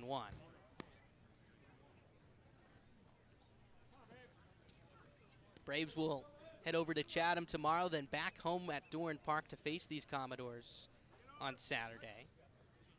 And then we'll travel to Wareham on Sunday, and then back against the Gateman at home on Monday. Next pitch, swing and a miss, strike 1, 2-1. Shark cage, baby. I'm excited. Calling my name. You know, this might be another hot take. Oh, he's going to say it. I didn't mind it. In fact, in terms of the view, the 2-1 is outside ball 3. 3-2 the count. In terms of the view, I don't think it's the worst one. I completely agree with you. I actually like it better than most of the views we've had on the road. So the 3-2 is on its way. Misses outside for ball 4. That'll be the 2nd walk allowed by Edwards tonight, as Walsh is the 2nd consecutive leadoff batter to lead off and reach base in a frame here for the Commodores. And for those that don't know, the Shark Cage is what are we going to say? Maybe it's a cage. 10 feet by 5 feet, squishing our entire broadcast crew in there over the third base dugout. I mean, it's comfortable. It is. You can fit 2 normal-sized folding tables consecutively in there. And that's all that matters, because we're going with folding tables on the road here in the Cape Cod League. Here's the first pitch on the way to Pinckney. He shows bunt, pulls back, takes down low in the dirt for ball 1. 1 ball, no strikes. My favorite part, though, is that we are right in the ears of all of the Braves players in the third base dugout that is beneath us. There were points where Sam Bella, who's no longer with the club, was throwing baseballs at us, mocking us, according to our sideline reporter, Ethan Frank. He was mocking us? Or at least imitating us, which I take as a compliment, I'd say. Hopefully Sam's listening tonight. Is Pinckney shows bunt, fouls it straight back. Count evens up at 1 ball and 1 strike. There was a point in time where I got a thumbs up from Jared Saltalamacchia, which was a great one to check off the bucket list right there after giving him a shout. So, I mean, they can hear us whether we're saying good things or bad things in there. Do you really have a bucket list that says thumbs up from Jared Saltalamacchia? I've been waiting since I was 7 years old. Where is it? Can I get a copy of that list? Oh, it's somewhere. I have to dig it out of my home back in Seattle. My parents will get it. So how'd you check it off? I haven't checked it off yet, just mentally. Okay. Next pitch is in there on the outside corner. 1 ball, 2 strikes. You had to go back deep in the files of the Tanzer household filing cabinet, find the bucket list, and then check it off. I was just at a Red Sox game one day. Pen? You want to get me started on pens? I don't. I got about 7 or 8. Here's the 1-2 pitch on the way to Andrew Pinckney. Swing and a tapper, third base side and foul. Count will stay at 1-2. But I will say, as a catcher, you were a catcher too. You were a Red Sox fan. I'm sure Jared Saltalamacchia has a nice warm spot in your heart. Jared not at the ballpark tonight, but hopefully back this weekend, spending some time with family. Scoreless here in the bottom of the 4th inning, as Edwards looks to evade the leadoff walk to Walsh. Righty on right here. Here's his 1-2. Swing and a miss for strike 3. Got him with a slider. That's his 4th punch out of the night. As that'll bring up Drew Butcher to the plate here with 1 down and 1 on. Butcher 0 for 1 tonight. Struck out swinging back in the 2nd inning. Also lined out to the shortstop and Pack. Excuse me, I should say Mackenzie on deck, lined out to the shortstop and Pack. So Edwards walked Walsh to open up the frame. Very similar to what we saw in the 3rd inning. Was able to get out of trouble then. Looking to do the same here. First pitch on the way to Butcher is found straight back for strike 1. 0-1. Butcher's got a really good swing, I'm telling you. Off to a 7 for 42 start so far to the campaign for the Commodores. But I think it's a matter of time before this guy gets going. He just has too pretty of a stroke not to hit the ball hard over consecutive at-bats. We talked about his numbers, 13 homers, 40 RBIs, and he's got a really smooth swing from that left side.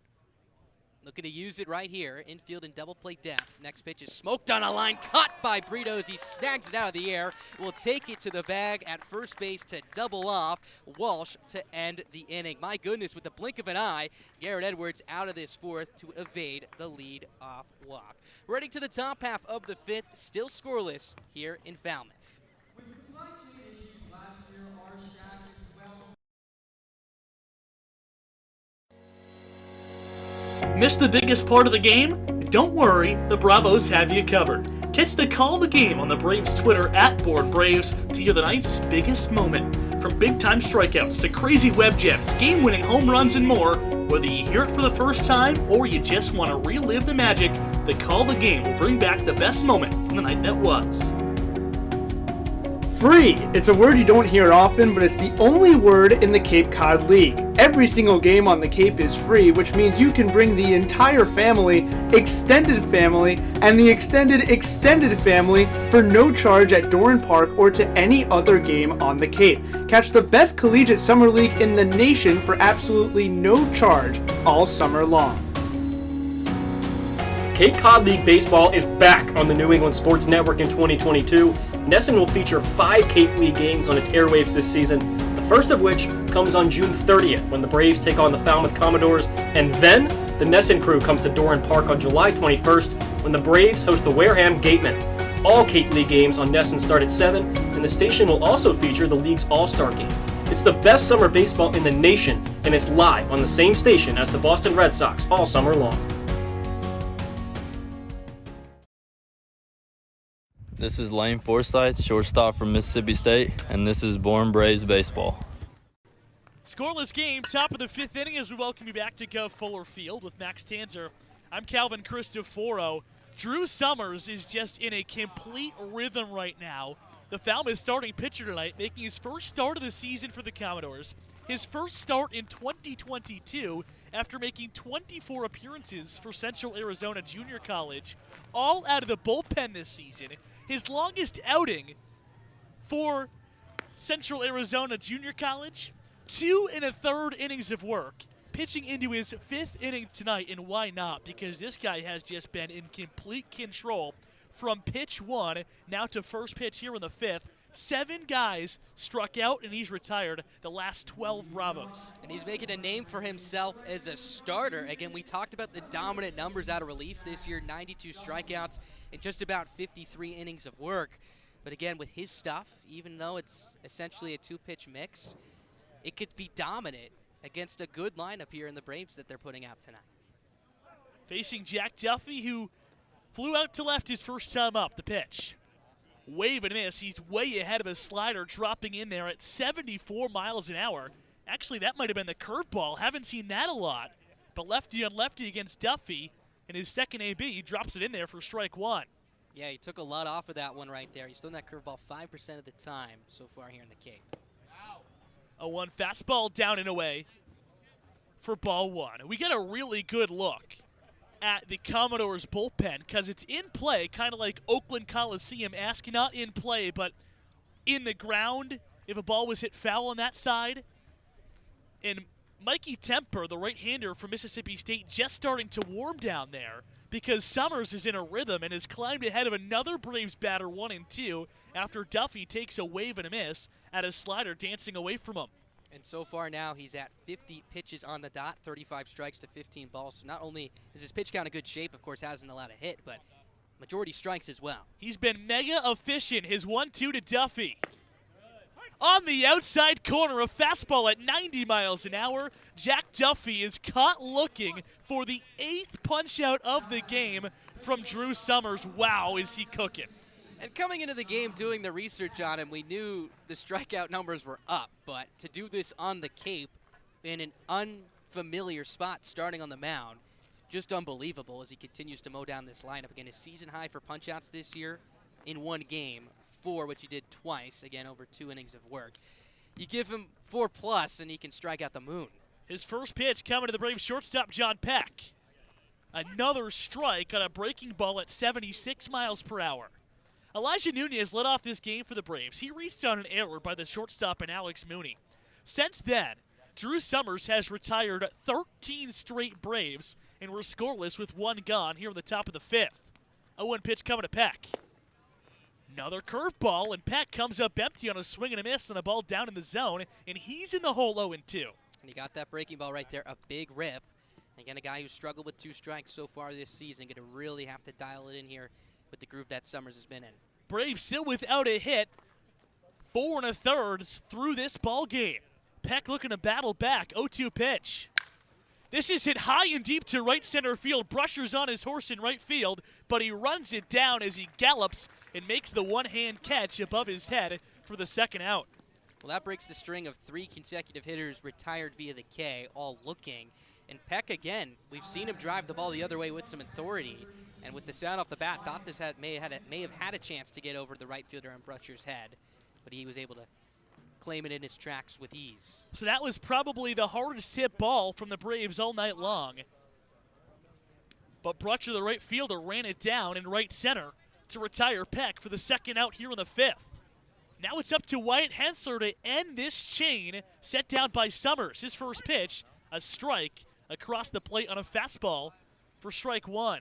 And we've talked about how that fastball runs inside to lefties, but he's really using it as a weapon to right-handers now twice here against Hensler, where he started it at that front hip and ran it through the front door across the inside edge of the plate. Our producer, Ben Spector, has a hot dog, the 0-1.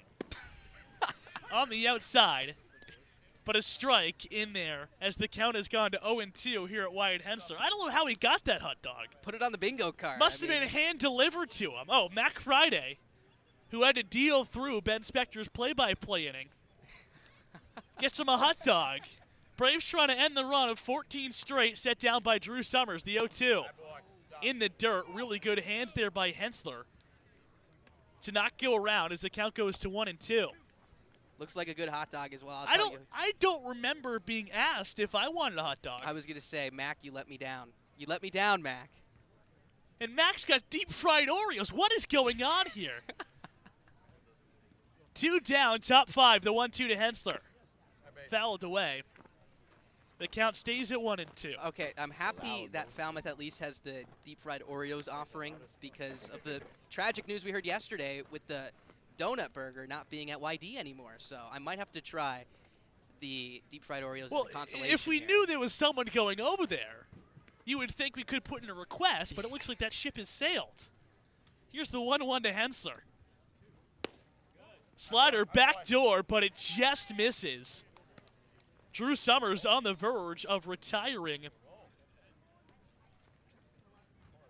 Another Brave looking in this inning. The count has gone to 2-2. Scoreless game, top of the 5th, 2 down.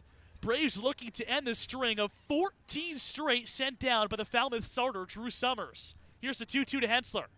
Slider slapped into left field. That's down for a base hit. Boyer fielded on 3 hops, and Wyatt Hensler gets the Braves in the hit column on a scorching single into left field.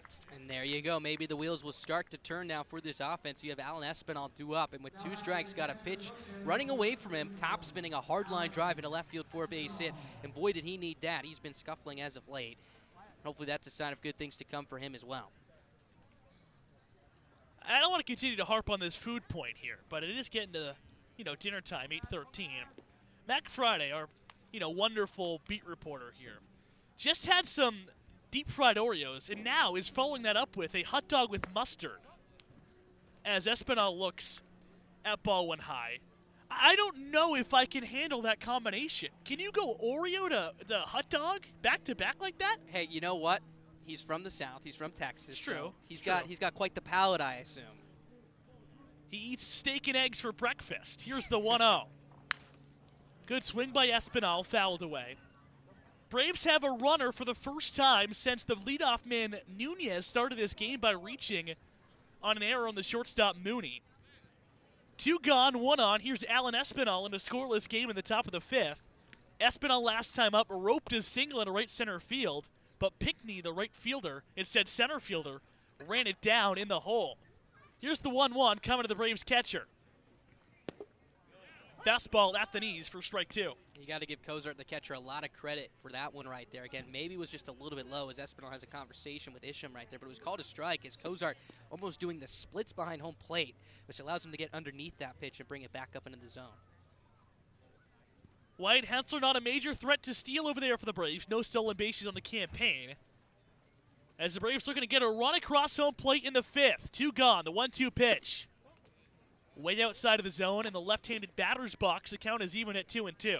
And even though it was in the left-hander's batter's box, you could see Espinal stumble a little bit towards that side because that pitch on that fastball has so much late break on it. Again, it's just been tremendous tonight for Summers as he looks to cap 5 innings right here. Continuing to dance towards that first base dugout.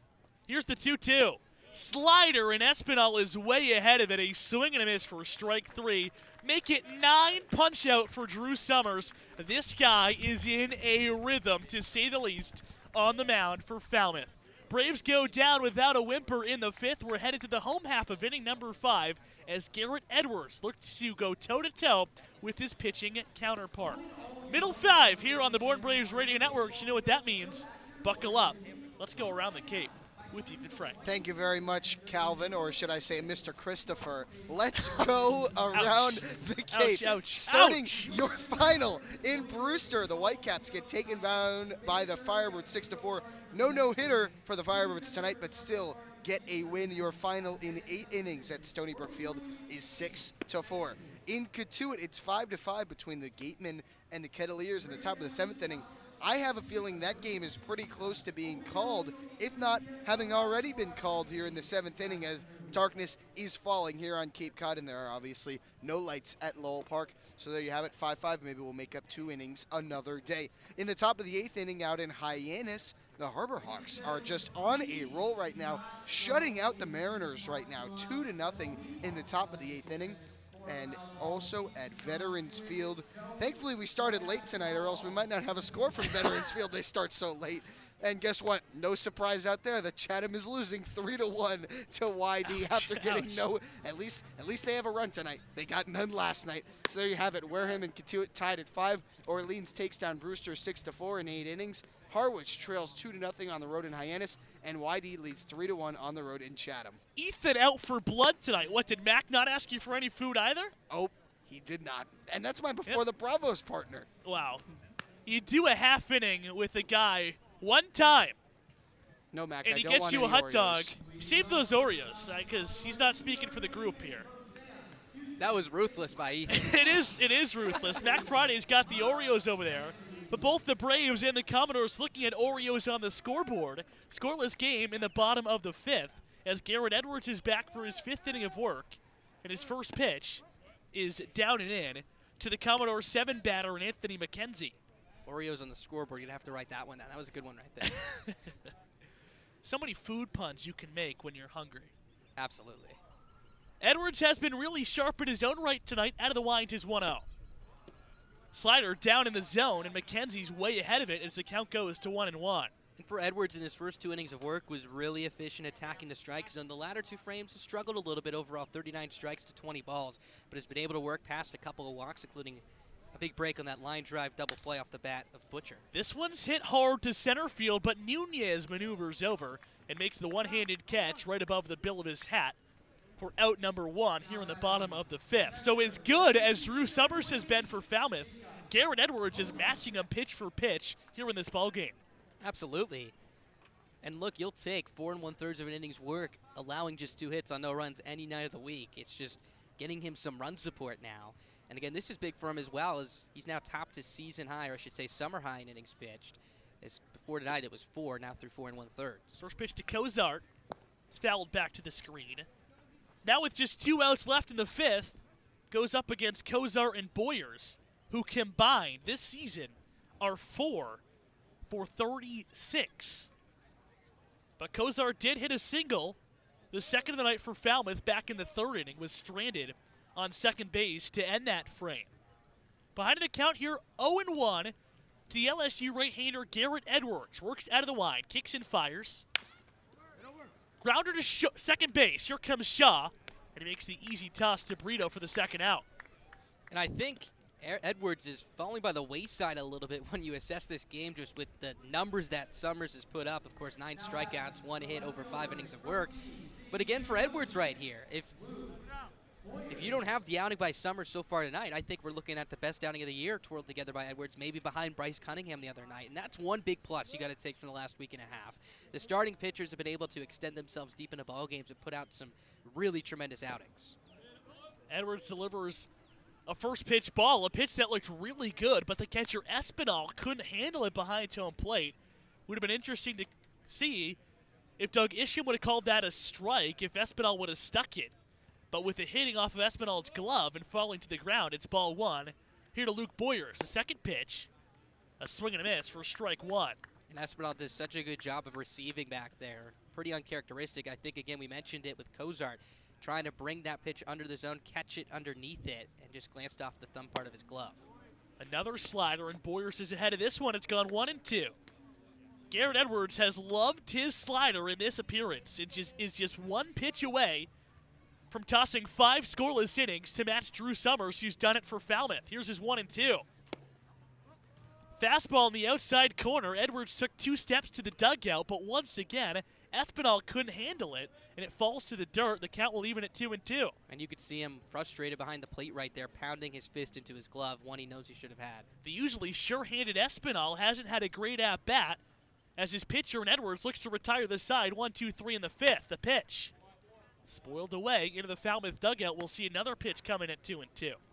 The good news for the Braves moving forward is that right-hander continues to warm up down the right field line. Got to imagine Summers' night is most likely done. That's Mickey Temper down there for Falmouth. Scoreless game 2 gone, bottom of the 5th. Garrett Edwards looking to finish off a 1-2-3 inning. Here's the 2-2. A slider got him out and ahead of it once again. 3 up, 3 down for Falmouth in the 5th. And you can say all you want about Drew Summers, but what an outing it's been for Garrett Edwards and the Braves defense. 1-2-3, Falmouth goes down in order in the 5th. We're going to the 6th, still looking for our first run here at the Gov. 2021 was a historic season for the Bourne Braves. The Bravos captured the President's Trophy, given to the team with the best regular season record, and rode early success to the West Division title and a trip to the Cape Cod League Championship Series. Now in 2022, the Braves are back and look to replicate the success from a season ago without many of the faces that got them there. It's a whole new season of Bourne Braves baseball. Check out the full schedule on bournebraves.org and come join the party at Doran Park. The Bourne Braves have enjoyed a long history of offering internships to college students who have worked in a myriad of capacities and performed any number of duties for the organization. Interns support everything from public relations, fundraising and concessions, to field maintenance, internet broadcasting, and baseball operations. The Braves will begin accepting applications for the 2023 season in September. Those interested should visit bournebraves.org. Cape Cod Baseball League is live. This is Bourne Braves Baseball. Scoreless game as we begin the top half of the 6th inning here at Gov Fuller Field. The Braves' bats have been stifled all night long, but luckily for them, the night is over for Drew Summers, who is just spectacular in this ballgame. Didn't allow his first hit until 2 were gone in the 5th, and at one stretch retired 14 straight Braves and struck out a total of 9 Bravos tonight. An excellent start. You got to tip your cap to the Falmouth left-hander. He gives way to the Mississippi State two-way player in Mikey Temper. Temper in 5 outings this year. This will be his 6th, has a 5.62 ERA, 8 innings pitched. With 7 strikeouts to 4 walks, 10 hits allowed, opponents hitting .323 against him this year. His last outing was against Yarmouth Dennis on the 26th. In a third of an inning's work, allowed no runs on 2 hits, 1 walk, 1 strikeout. So again, you may feel like the momentum has been taken full control of by Falmouth here, of course, with the dominant outing by Summers, but you're a run or 2 away from jumping ahead right here. And with the way that Edwards has looked tonight, maybe gets a chance to go out to the 6th. We've seen Landers give Bryce Cunningham that green light. Give him a lead right here, and you should be in good shape. And Temper is a right-handed pitcher compared to the left-hander in Summers, a guy who the Braves really struggled to pick up with that 2-seam run naturally on his fastball, coming into left-handed batters and away to right-handed batters. Don't really have to worry about that against a straighter throwing right-hander in Temper. And he'll face Dakota Harris, Elijah Nunez, and Matt Shaw. 9-1-2 due up in the Braves order to begin the 6th. This game is soaring, it is flying. It seems like there's not a star in heaven that it can't reach as we begin the 6th inning.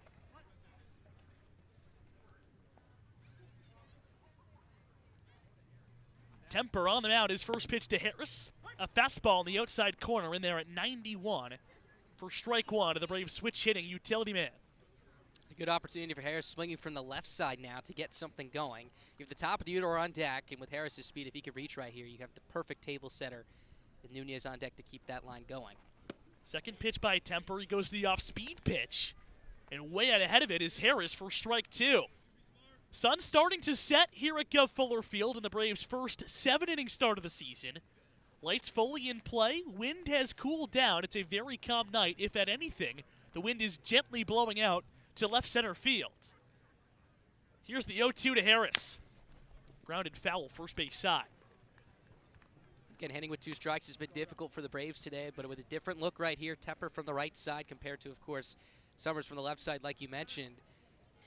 Again, just trying to get something going. They got the first check underneath the scoreboard with the hit from Hensler back in the 5th inning. Now looking to string along a couple of base hits and get a runner into scoring position. 1-2 coming. This is driven, but shallow into center field. Here comes Pinckney, and on a dead sprint, he makes a chest-high catch for the first out.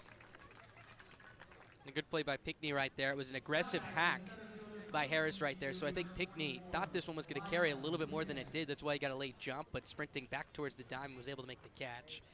for out number 1. So that brings up Nunez right here, who's right in the thick of things back in the first inning. We know what he can do when he reaches base, and I think, obviously, if he can right here, sets up a really good shot for spot, make that Matt Shaw on deck. Nunez did reach in his first at-bat as the first pitch by Temper's down low for ball 1. Reached on an error by the shortstop Mooney, stole second, but was stranded at third with just 1 out in the inning. And last time he came to home plate, he was one of Drew Summers' 9 strikeout victims. Next pitch by Temper. Fastball missing away at 94 for ball 2. So Temper is not going to drop this Falmouth average velocity of the night, 94 miles an hour from the right-hander, but is behind the Braves leadoff man 2-0. Here it is. In there on the outside half for strike 1. It's hard to tell from this angle, but it looks like Tepper has some fastball run arm side to as well with himself. Cozart, the catcher, was sending him outside and still got handcuffed on a pitch running away. So maybe some late run as well. 2-1. Nunez squares to bunt, but fouls it back right in front of us. If there was no brick wall here, I make that play 11 out of 9 times. I make it 12 out of 9. So, wow, that's impressive. Matt Shaw calmly walked over and picked it up from in front of us anyway, so we didn't have the opportunity. He makes it 20 out of 10 times. So. He waits on deck. The 2-2 to Nunez. Off-speed pitch slapped to third, but right at McKenzie, who drops to an E and makes the catch for the second out. Some solid contact right there from Nunez. That has to feel good after about a week or so off from seeing live pitches. But again, unfortunately, right at the third baseman in McKenzie. So with 2 down now, here's Matt Shaw, and he's the guy who gets things going for this lineup. And again, with 2 down, nobody on. Tough spot, but you do have Brito and Moylan following him. And if you could get to Moylan right here, even with 2 down, very good spot for the Braves. Scoreless game, top half of the 6th. 2 gone, and a pitcher's duel here with the Gov. The first pitch to Shaw. Curveball in the dirt for ball 1. Matt Shaw, a guy who you can probably argue is the Braves' best hitter, or has been at this point in the season. Going through a little bit of a tough patch right here. 0 for his last 7 at the dish. Here's the 1-0. Another pitch in the dirt, but this time Shaw tried to fish for it. Didn't get anything to bite as he missed it. For strike 1, the count goes to 1-1. And after a steady diet of fastballs to both Harris and Nunez, a couple of breaking balls here to Shaw, and that was a good one. Again, not too many times you see Matt Shaw take a swing like that on a pitch down out of the zone. Says a lot about Tepper's off-speed offering. All 3 pitchers in this game have been playing ready golf. Here's the 1-1. In there at the knees, a strike at 93 miles an hour, and Shaw's in the hole 1-2. And that's such a tough pitch to take right there because you go with the breaking ball down out of the way, Shaw expanded the strike zone, and then you buzz in a fastball in that inside corner. Again, a really good spot from Tepper. Falmouth looking for another 1-2-3 inning. The pitch is hit high and deep to dead center field. Pickney's going back, turning around, jumping to no avail. It is gone. That's a way to break the scoreless drought for the Bravos. Matt Shaw goes deep, and the Braves are on top on 1 swing, 1-0 here in the 6th. Not a better time for your second home run of the season, and we said it with the way this game has been going. If the Braves get the lead, they'll be in good shape, and Shaw put a charge in this out to deep left center field. Again, Pinckney running out of room pretty quickly right there, and a loud sound off the bat, cruised over that wall in left center field. A hanging breaker that only broke when it landed over the center field fence. As Matt Shaw continues to hit in his own hitter's count behind the count 1-2. Brito tries to do the same. He lifts one to center, but this time Pinckney's camped under it and makes the one-handed catch above his left shoulder to retire the side. But the Braves get a run on the scoreboard in a night where runs have been tough to come by. They lead it 1-0 as we head to the home half of the 6th on the Born Braves Radio Network. Can first pitch not come soon enough? Well, don't worry. Before the Bravos has you covered. Starting 15 minutes before first pitch at home or on the road, Before the Bravos has the pregame insight and analysis you need to get game ready. From exclusive interviews, a first look at the opposition, lineup breakdowns, and so much more, Before the Bravos is the best place to start your evening of baseball. Before the Bravos, 15 minutes before first pitch, every game day, live on the Born Braves YouTube stream. T-Mobile is proud to sponsor the Cape Cod Baseball League. T-Mobile believes that when small towns thrive, America thrives. That's why they are investing billions to bring fast, reliable, and affordable wireless service beyond the big cities to small towns across America. There's never been a better time to join T-Mobile. Visit T-Mobile.com/acrossamerica to find out more. The 2021 West Division champs are defending their title. Now back to Bourne Braves baseball. Braves lead it 1-0 as a long Matt Shaw home run to dead center field puts the Bravos in the lead here in the bottom half of the sixth. Matt Shaw breaks the scoreless tie, and I break my chair in the middle innings. So I'll be excited on the I'll Shaw be working homer. with a little bit of a height deficit here to you, Max, as I crouch down in my broken chair. And how about this? Garrett Edwards has earned himself the sixth inning. Now in line with the win, has pitched really 5 good innings, looking to get out of this sixth, still with the lead. First pitch to the leadoff man, Mooney. A slider that curls across home plate for strike one. And again, an opportunity for him to solidify himself with his first quality start of the summer as well, if he could get through 6, limiting the damage to 0.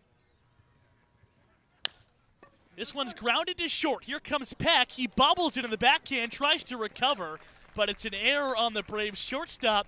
That is a bugaboo that has hurt the Bravos all season long. The Braves make another fielding error, and unfortunately for the starter in Edwards, that's probably going to end his night.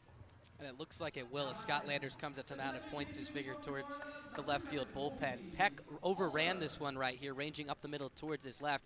Was ranging towards his forehand side, then had to readjust and backhand it, and by that point was almost stepping on the ball as he tried to field it. So a tough break nonetheless, as that is it for Edwards tonight, but you got to tip your cap. Fantastic work. Great outing by Garrett Edwards, and he gives way to Nelson Berkwich, who will have this sixth inning. Edwards is responsible for the man on first, but if he comes around to score, it will be an unearned run.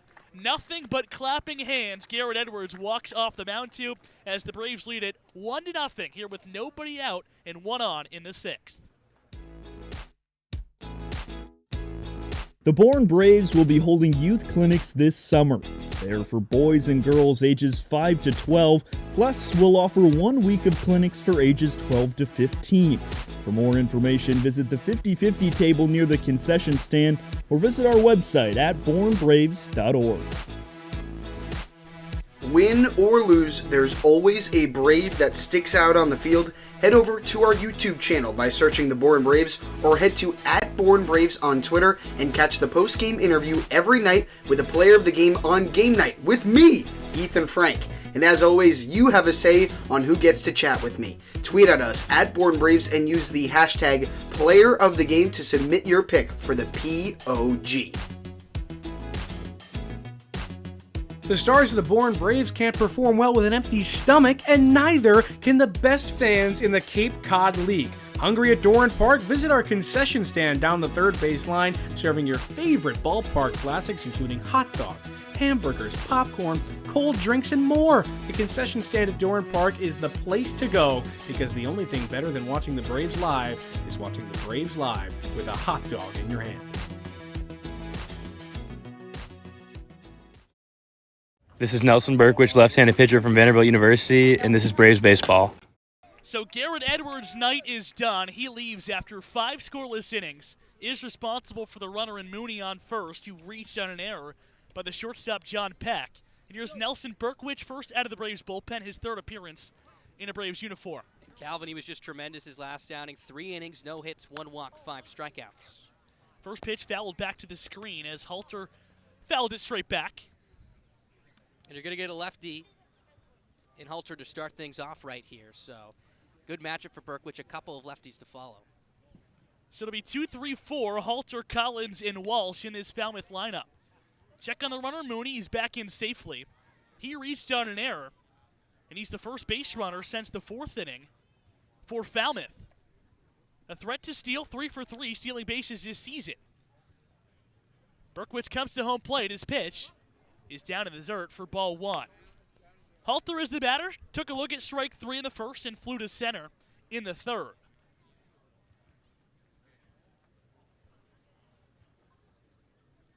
The only guy in this Falmouth lineup above the 300 mark. Looks at the 1-1 offering. Breaking ball that broke too late and missed up in the zone for ball 2. And not that they've had too many opportunities to, but the Braves looking to turn their first double play via a ground ball tonight. Of course, twirled the 3 unassisted double play on the line out caught by Brito over at first to end the 4th inning. Halter, a tough double play candidate, though. Probably the fastest guy with 7 steals in this Falmouth lineup. A 2-1. Fouled right back to us for strike 2. And we talked about it a lot with Summers, but it's the same story here with Berkwich from the left side. That fastball's going to run into left-handers, which is why this is just a tremendous matchup for both Halter and Collins, who's on deck. And again, he could run that fastball inside in on the hands of Halter with a little bit of sink as well. Good opportunity to induce that ground ball. The cotton candy sky is quickly starting to melt as we play past this 8:30 hour here at Gov Fuller Fields. Berkwich takes a check on the runner, and Mooney is back in safely. Garrett Edwards goes 5+ innings of work for the Braves, allowing just 2 hits and a run.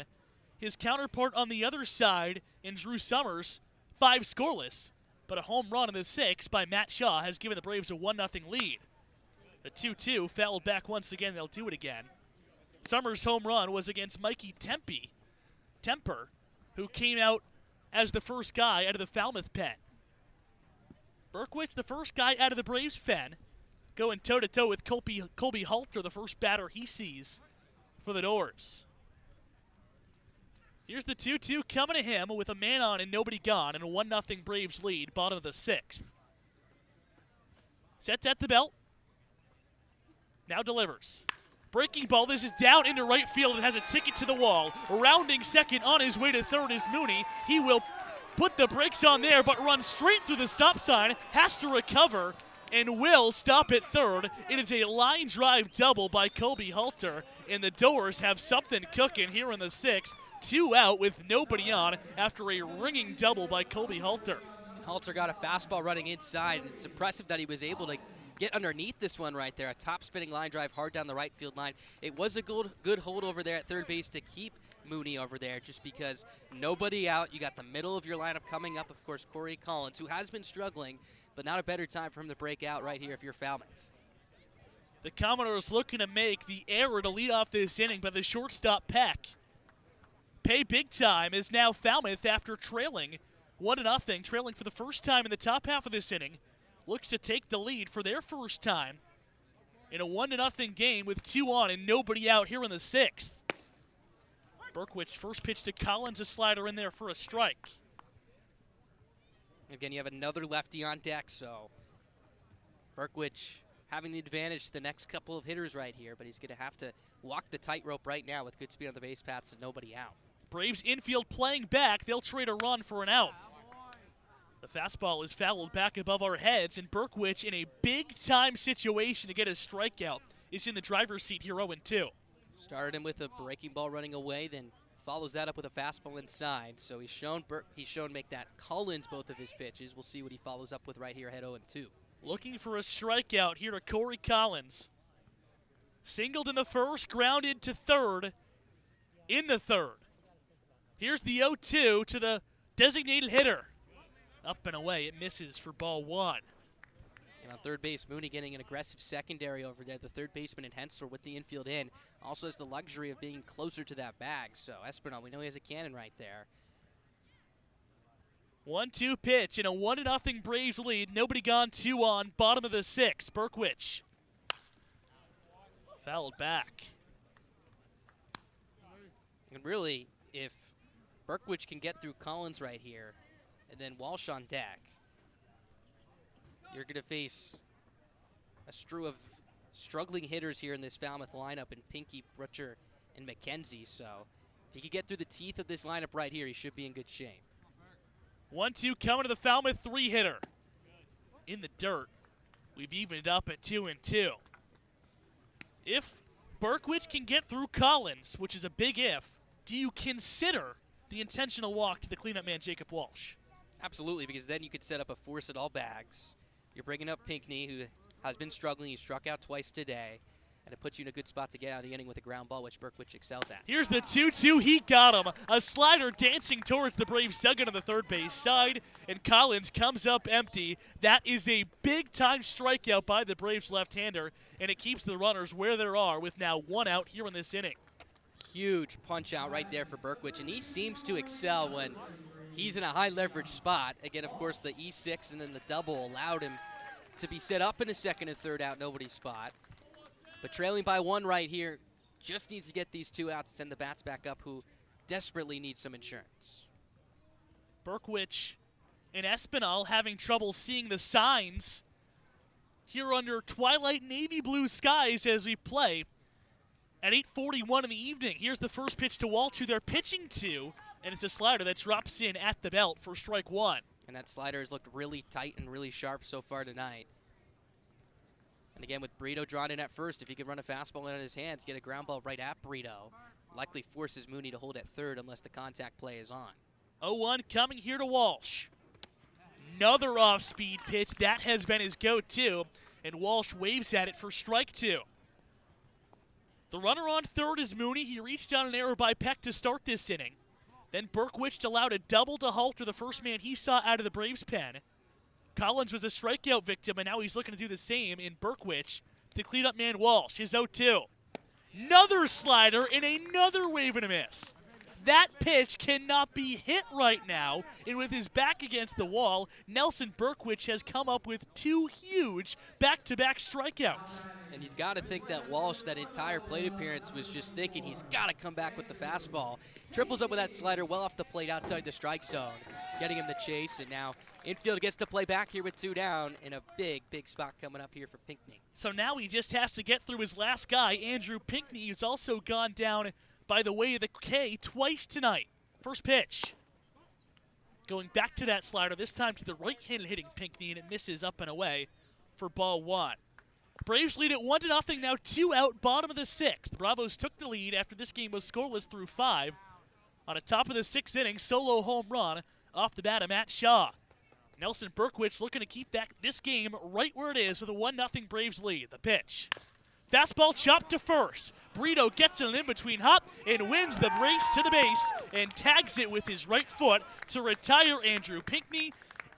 What an outing by Nelson Berkwich, who toes the tightrope and escapes a jam with runners on second and third and nobody out in the inning. Braves keep Falmouth off the scoreboard for a 6th straight inning, and we're going to the 7th with the Bravos in the lead, 1-0 here on the Born Braves Radio Network. Keep up to speed with the Braves when you're away from Doran Park by visiting our website at bornbraves.org, and be sure to follow us on Twitter and like us on Instagram and Facebook. You'll be kept up to date all year long with the Braves. T-Mobile is proud to sponsor the Cape Cod Baseball League. T-Mobile is committed to serve those who serve, and that's why they go above and beyond for our active duty military and veterans. Visit your neighborhood T-Mobile store or T-Mobile.com to learn more. A night at the ballpark is one of the best ways to spend a summer evening with the family.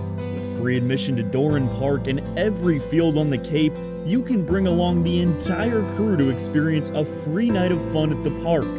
Catch the best collegiate summer baseball league with the whole family all summer long, with tickets starting and ending at $0. To find the full Braves schedule, head over to our website, bornbraves.org.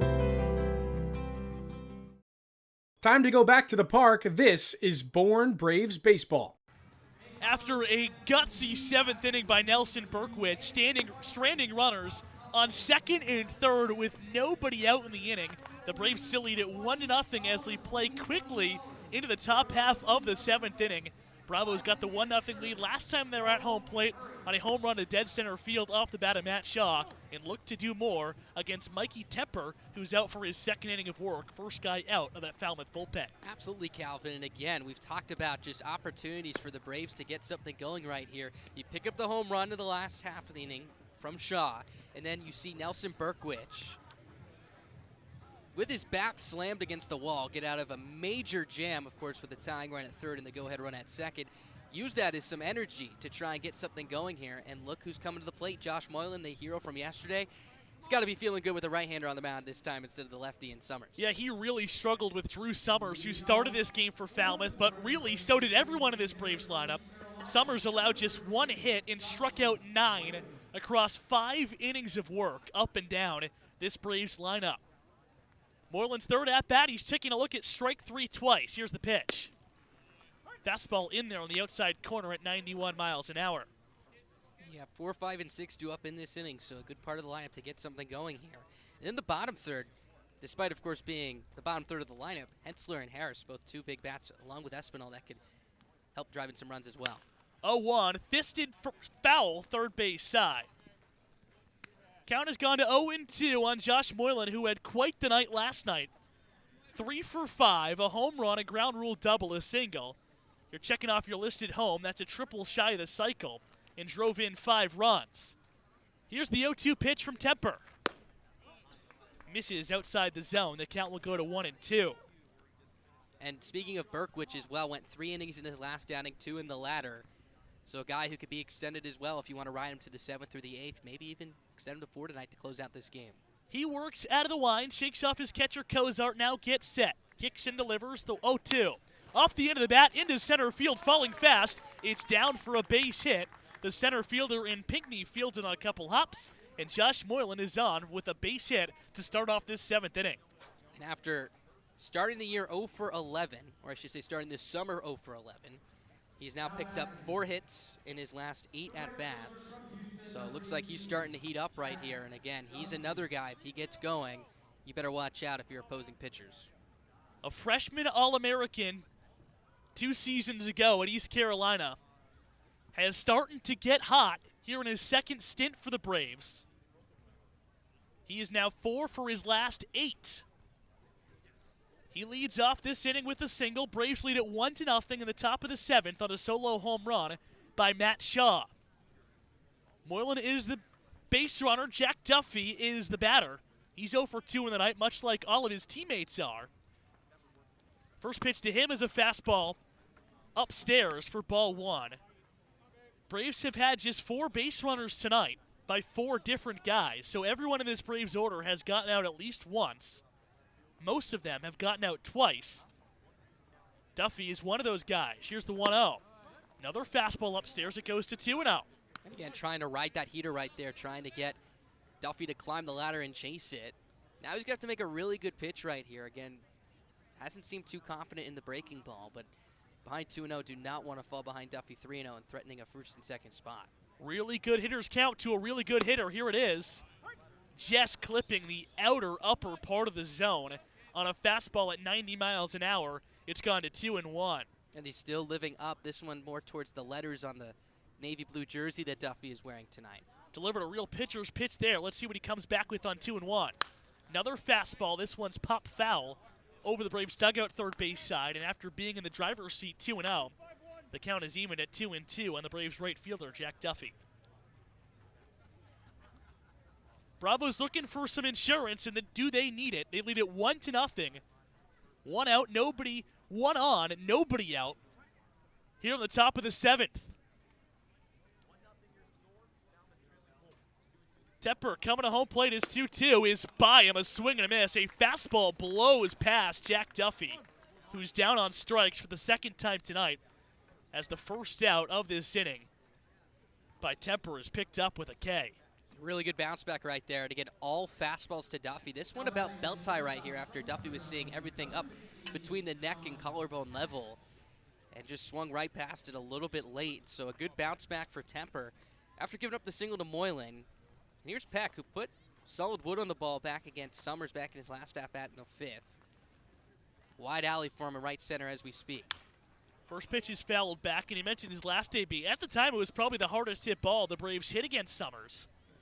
It was a deep fly ball in the right center field gap that Drew Brusher, the right fielder, ran down in that alley. Tries to get something going, try to buy the Braves some insurance. They lead it 1-0 with 1 gone in the 7th.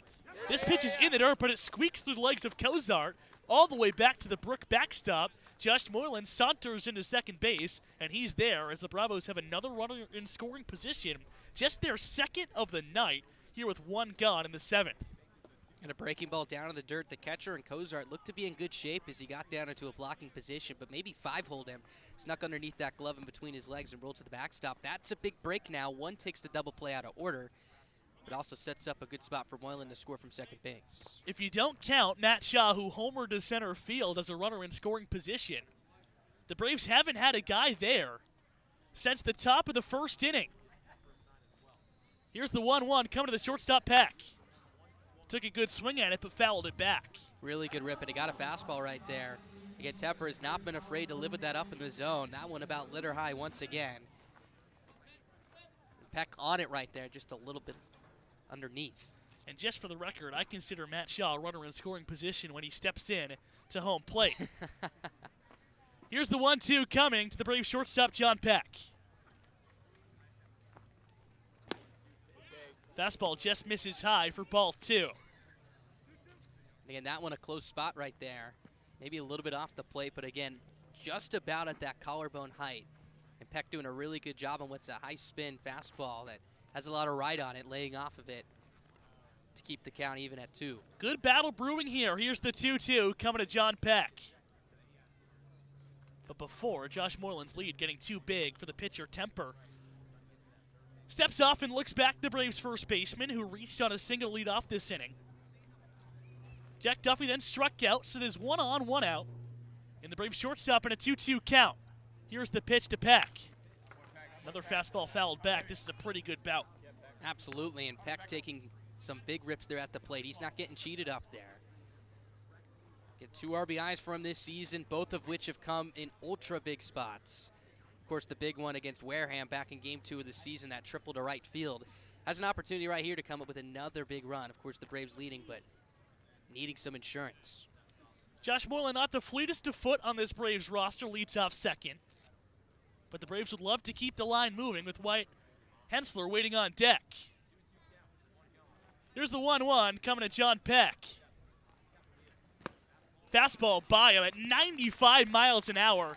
Temper ran it up there as he strikes out back-to-back Braves, and 2 are gone here in the 7th. And not only is Tepper using that fastball a lot, but he has not thrown anything below the chest area of these hitters.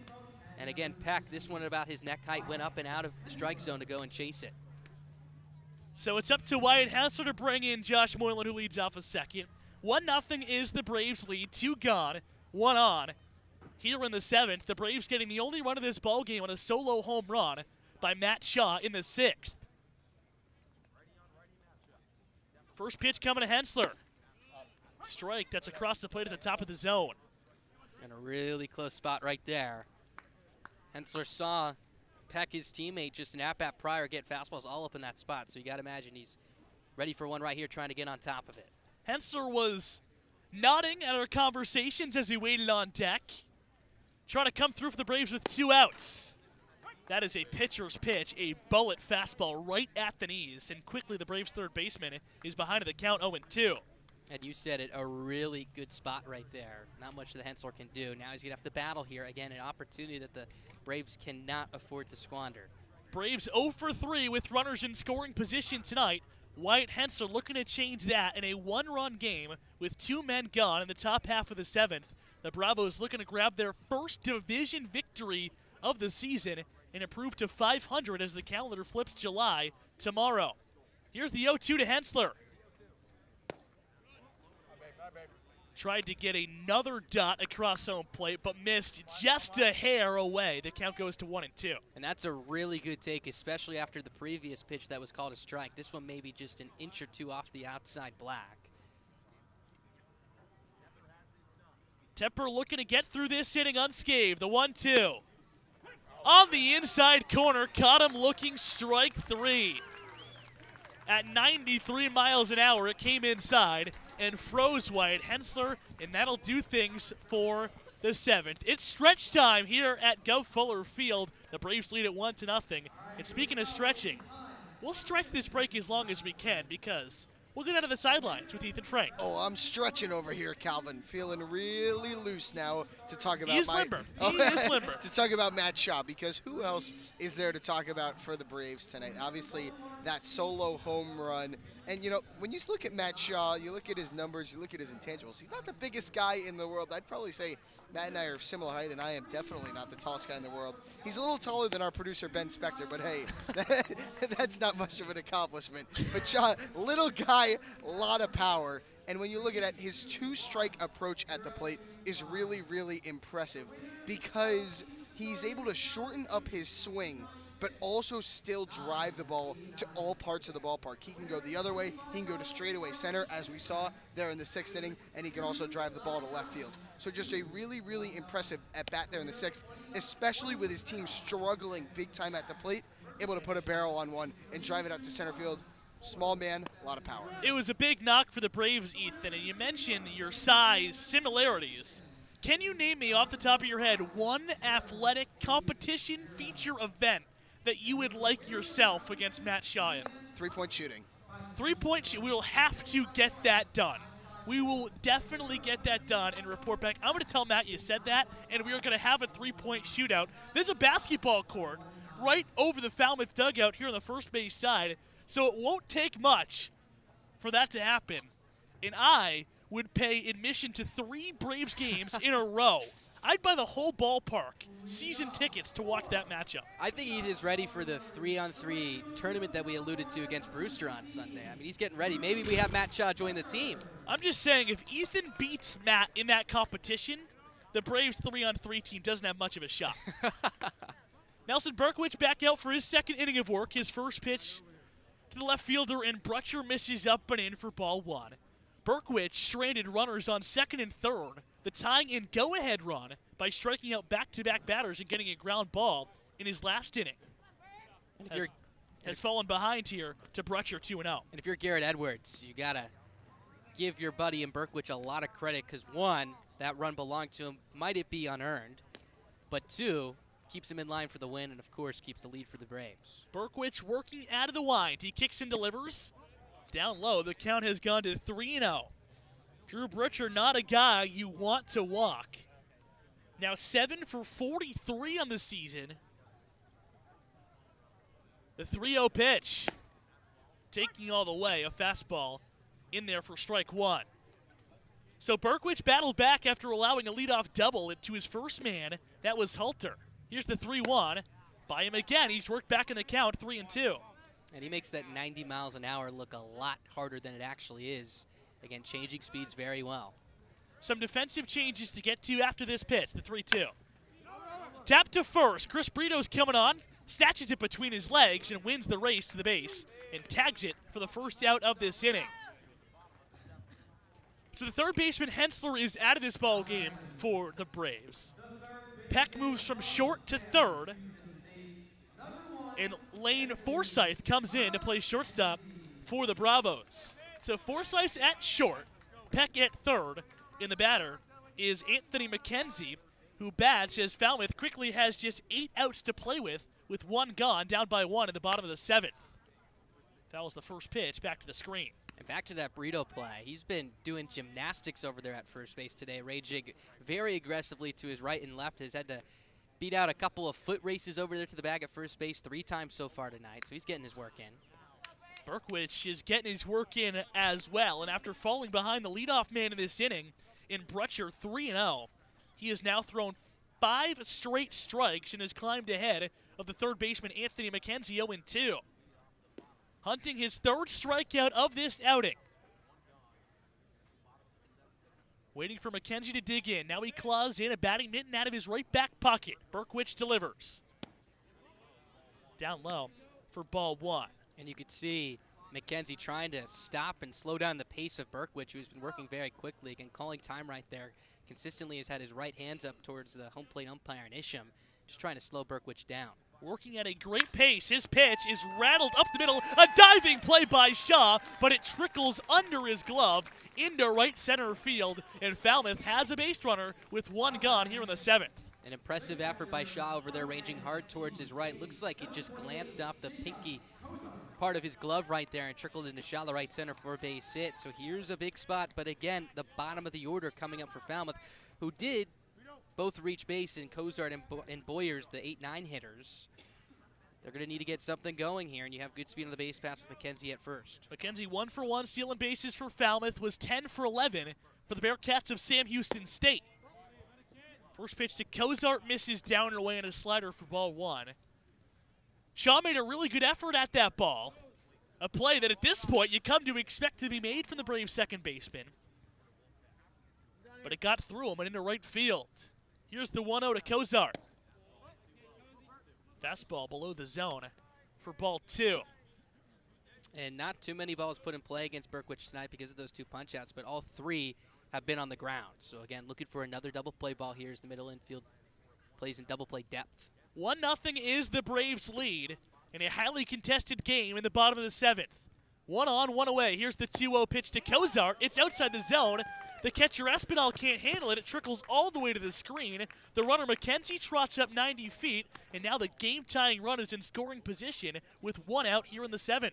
And Espinal playing on one knee right there with the runner on first base, and that pitch handcuffed him a bit as he had to reach well towards his left, was probably setting up for a pitch inside. That's a big spot right now. The Commodores were not able to take advantage of their runners in scoring position back in that 3rd inning. Another spot here. You got to imagine that one's going to be ruled a pass ball on the Braves catcher. Here comes Brad Cook, the Braves pitching coach, to make a slow trot out to the pitcher's mound to have a conversation with the Vanderbilt battery of Berkwich and Espinal. Braves lead this game 1-0 on a 6-inning solo home run by Matt Shaw to the deepest part of the yard in dead center field.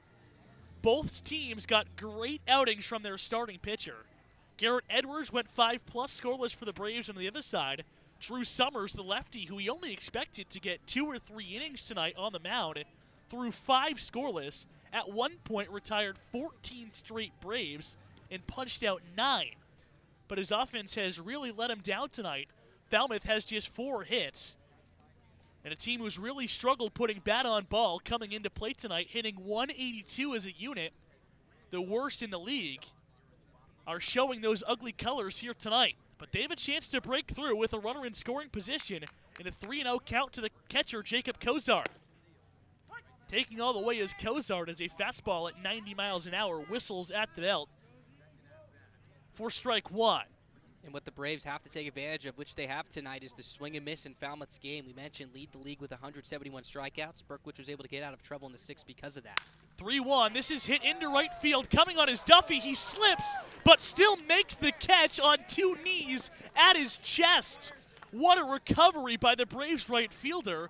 On the play, McKenzie tags up and goes 2nd to 3rd, but that could have been a whole lot worse as Duffy saves the ball to the wall by making a play on his knees in right.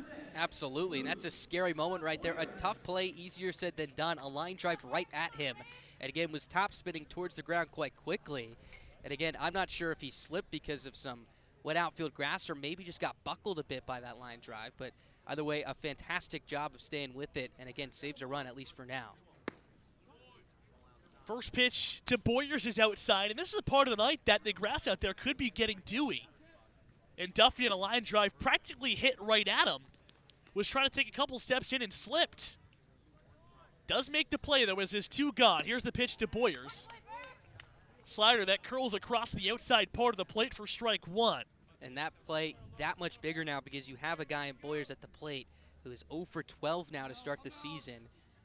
And again, giving Berkwich a very, very good spot to get out of this jam without allowing a run. Boyers the 9-hitter in this Falmouth order, but he can turn his 0 for year around to the base hit here. The 1-1 pitch. Down and in for ball 2. Boyers this season a .250 hitter at TCU, so this 0 for 12 uncharacteristic from the Horned Frog outfielder. Trying to break through and tie this game in a 1-0 Braves lead with a man on third base and 2 out here in the bottom of the 7th. The 2-1 for Berkwich. Fastball by him. It's 2-2. Going up and out of the zone right there. And again, another late swing on a upper 80s heater right there from Berkwich. Now has him in the palm of his hand. Berkwich stranded runners on 2nd and 3rd in his last inning out of the Braves bullpen.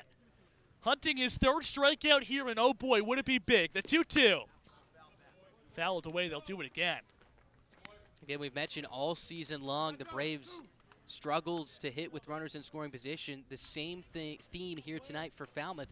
For 2 teams that virtually were almost identical offensively coming into tonight. Again, just separated by 2 runs scored in the leaderboards in that category coming into tonight's game. Boyers looking to tie this game 1-1. Here's the pitch from Berkwich. A slider, he's out ahead of it, and he takes a whiff and a miss for strike 3. Nelson Berkwich, back-to-back innings where the Braves needed him to be nails, and he was nails. The Braves escape a jam for the second straight frame and lead it 1-0 as we head to the 8th on the Born Braves Radio Network. The Born Braves will be holding youth clinics this summer. They're for boys and girls ages 5 to 12, plus we'll offer 1 week of clinics for ages 12 to 15. For more information, visit the 50/50 table near the concession stand or visit our website at bornbraves.org. Win or lose, there's always a Brave that sticks out on the field. Head over to our YouTube channel by searching the Born Braves or head to @BornBraves on Twitter and catch the post-game interview every night with a player of the game on game night with me, Ethan Frank. And as always, you have a say on who gets to chat with me. Tweet at us @BornBraves and use the hashtag Player of the Game to submit your pick for the POG.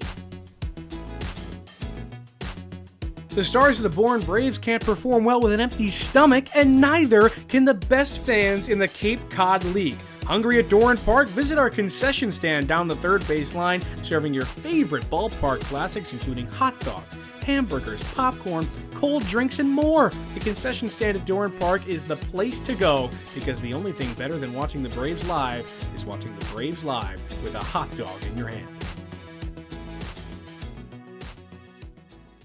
This is Ryan Fisher, right-handed pitcher, New Jersey Institute of Technology. Go Born Braves. Welcome back to Gov Fuller Field. We got a ball game here, top of the 8th inning. Braves lead it 1-0 thanks to the Matt Shaw home run back in the top of the 6th inning. How about Nelson Berkwich tonight, Calvin, who got out of a couple of major jams, most recently in the 7th? He was really, really good. He put himself in a couple of tough situations, but when he needed strikeouts, he got him, including the punch-out of Luke Boyers to end that 7th inning. Now the Braves go to the 8th with, ready for this, 1 run on 3 hits. Have we seen that number over the past couple of games? Can the Braves buy some insurance? Because it was all the way to the 8th where the Braves led by this margin against Hyannis the other night, but the Harbor Hawks scored 5 in the 8th and won the game 5-1. The Braves bullpen has been really, really good, but they don't want to have to rely on that unit just up by a single run. New arm on the mound in relief of Tepper for this Commodores team will be the right-hander Levi Wells out of Texas State University. He'll get 8, 9, and 1 here in the Braves lineup as Alan Espinal leads things off. Espinal 0 for 2 tonight, lined up to center in the 3rd and struck out swinging back in the 5th. First pitch is a fastball that buzzes the towers and misses up and in. 1 ball, no strikes. Wells this season so far, 3 games, 2.57 ERA. Struck out 11 batters to 5 walks over 7 innings of work. The 1-0. Swing and a miss. A big rip from Espinal as the count evens up at 1 ball and 1 strike. Wells from Texas State, too, and what the year that team had. Almost stunning.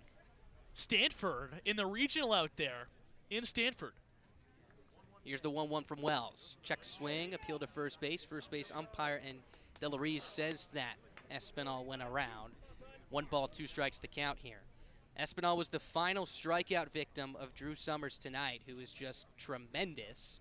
5 innings, 9 strikeouts for the Falmouth starter. 1-2 the count here on Espinal. 1-0 Braves your score. Pitch on the way is a fastball that rings up Espinal for strike 3. Doesn't like the call as he cocks his head as he walks back towards the dugout. A strikeout for Wells as he opened things up here in the 8th inning. That's now 4 strikeouts in a row collectively between Tepper and Wells. And 13 on the evening for the Braves as a whole. So that'll send up Dakota Harris to the plate, the switch-hitting left fielder tonight. Harris struck out swinging against Summers back in the 3rd inning, flew out to center to open things up against Tepper in the 6th inning. Again, Braves looking for some insurance right here, just up by 1. Falmouth will have 6 outs to play with in the final 2 frames tonight. First pitch to Harris is a bender that bites the outside corner for strike 1. 0-1 the count. That's sharp. That is a good-looking breaking pitch. Really tight spinner that drops across home plate. Light shining bright here as we've reached nightfall here on a very calm night at the ballpark as Harris swings and pops this one up down the left field line. Boyers ranging towards the line. He's there. He makes the catch. 2 away. So Harris retired via the fly ball for the 2nd time tonight. He's now 0 for 3. That flips over the top of the lineup for the 4th time this evening. Here comes Elijah Nunez to the plate. Nunez made solid contact with a line out to the 3rd baseman McKenzie back in the 6th inning. As it looks like Nigel Belgrave warming up down the left field line for the Braves as we speak. One of the highly leveraged relievers that Scott Landers has used this summer. First pitch on the way to Nunez is a fastball at the knees for strike one. 0-1, and we've seen a lot of both Braves and Falmouth hitters have conversations with Douglas Isham, the home plate umpire tonight. Again, a very pitcher-friendly strike zone so far. As the 0-1 is a breaking ball, bites the outside corner, strike two. Wells firing on all cylinders so far here tonight. 0-2 the count. So far for Wells in 8 pitches, 7 of them strikes. Trying to set down the Braves here in order 1, 2, 3. Matt Shaw is on deck. Gotta imagine Wells would love to face him with the bases empty. Here's the 1-2. Fastball misses up and away, ball 2. Make that ball 1. 1 ball, 2 strikes. So the pitcher got 2 options here in Wells. Either he's going to face Matt Shaw with the bases empty, or he's going to face Matt Shaw with a runner in scoring position. Nunez can do it with his speed. Here's the 1-2. Fastball upstairs, ball 2. 2-2. Because if he gets on, that's assuming he gets walked, hit by a pitch, reaches on a drop, third strike, or singles. I think I got them all there. He's going to be stealing with 2 outs in this frame. Can turn a walk into a double just like that. The 2-2, cut on and missed for strike 3. Levi Wells blows a fastball by Nunez as that retires the side. He does so on just 11 pitches, 8 of them for strikes, picks up 2 punch-outs along the way. Running to the bottom of the 8th here at Gov Fuller Field. The Braves lead it 1-0 here on the Braves Radio Network. The Bourne Braves organization is looking for families willing to host 1 or 2 players for the Cape League season. It generally runs from the first week in June to early August, and the bond between many host families and their players extend beyond the summer and form lifelong friendships. If you're interested in learning more about this opportunity, visit bournebraves.org. Braves fans living on the Cape far from Doran Park? Too far of a drive to make the trip west on any given night? Well, don't worry, because the Braves are coming to you.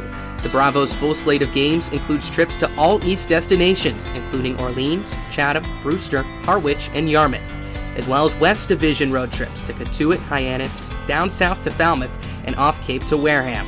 So wherever you are located on Cape Cod, the Braves will be in your area and are a can't-miss family fun activity.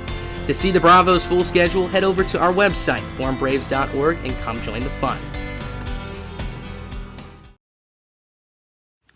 Let's take you back out to the ball game. It's time for more Bourne Braves baseball. Last of the 8th inning, Braves lead it 1-0 here as Nelson Berkwich has done a tremendous job walking the tightrope tonight.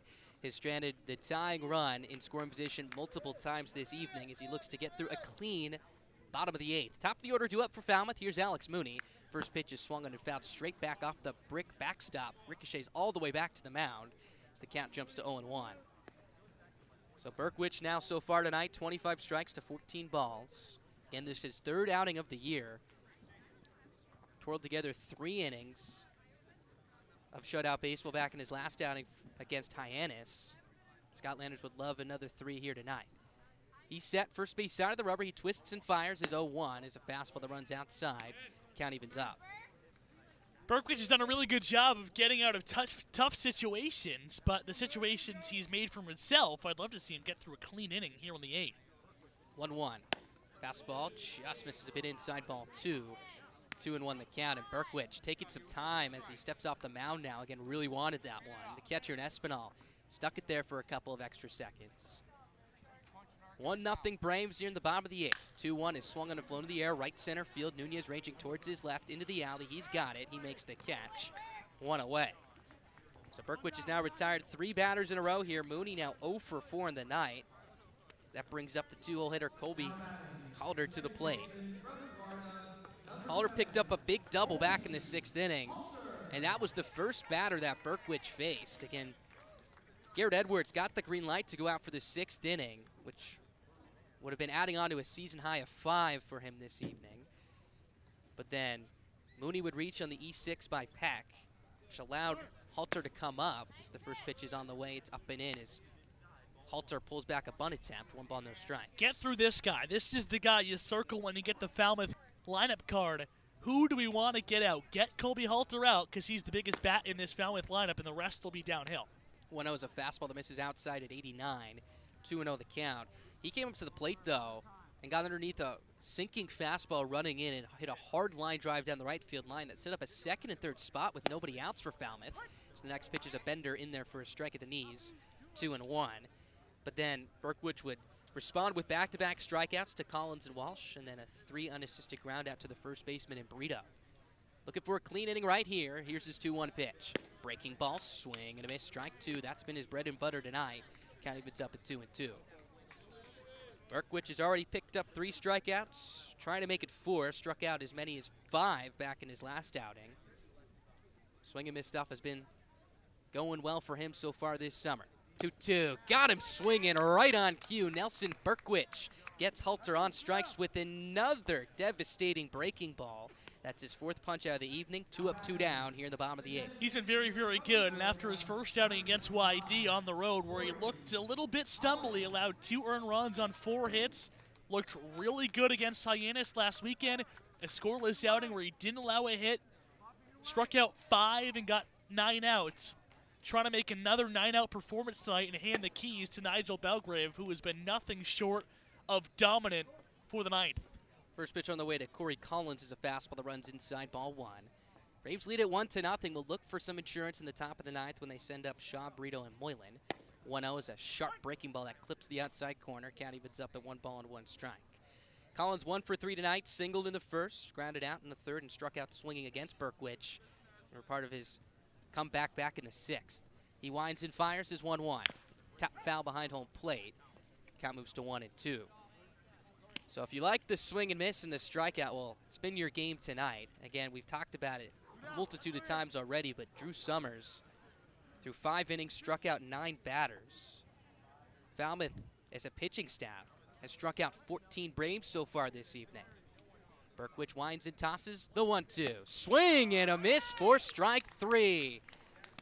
Berkwich doing a fantastic job tonight as he keeps the lead to 1-0 and hangs another 0 on the scoreboard. With that, we're heading to the top of the 9th inning. Braves lead it 1-0.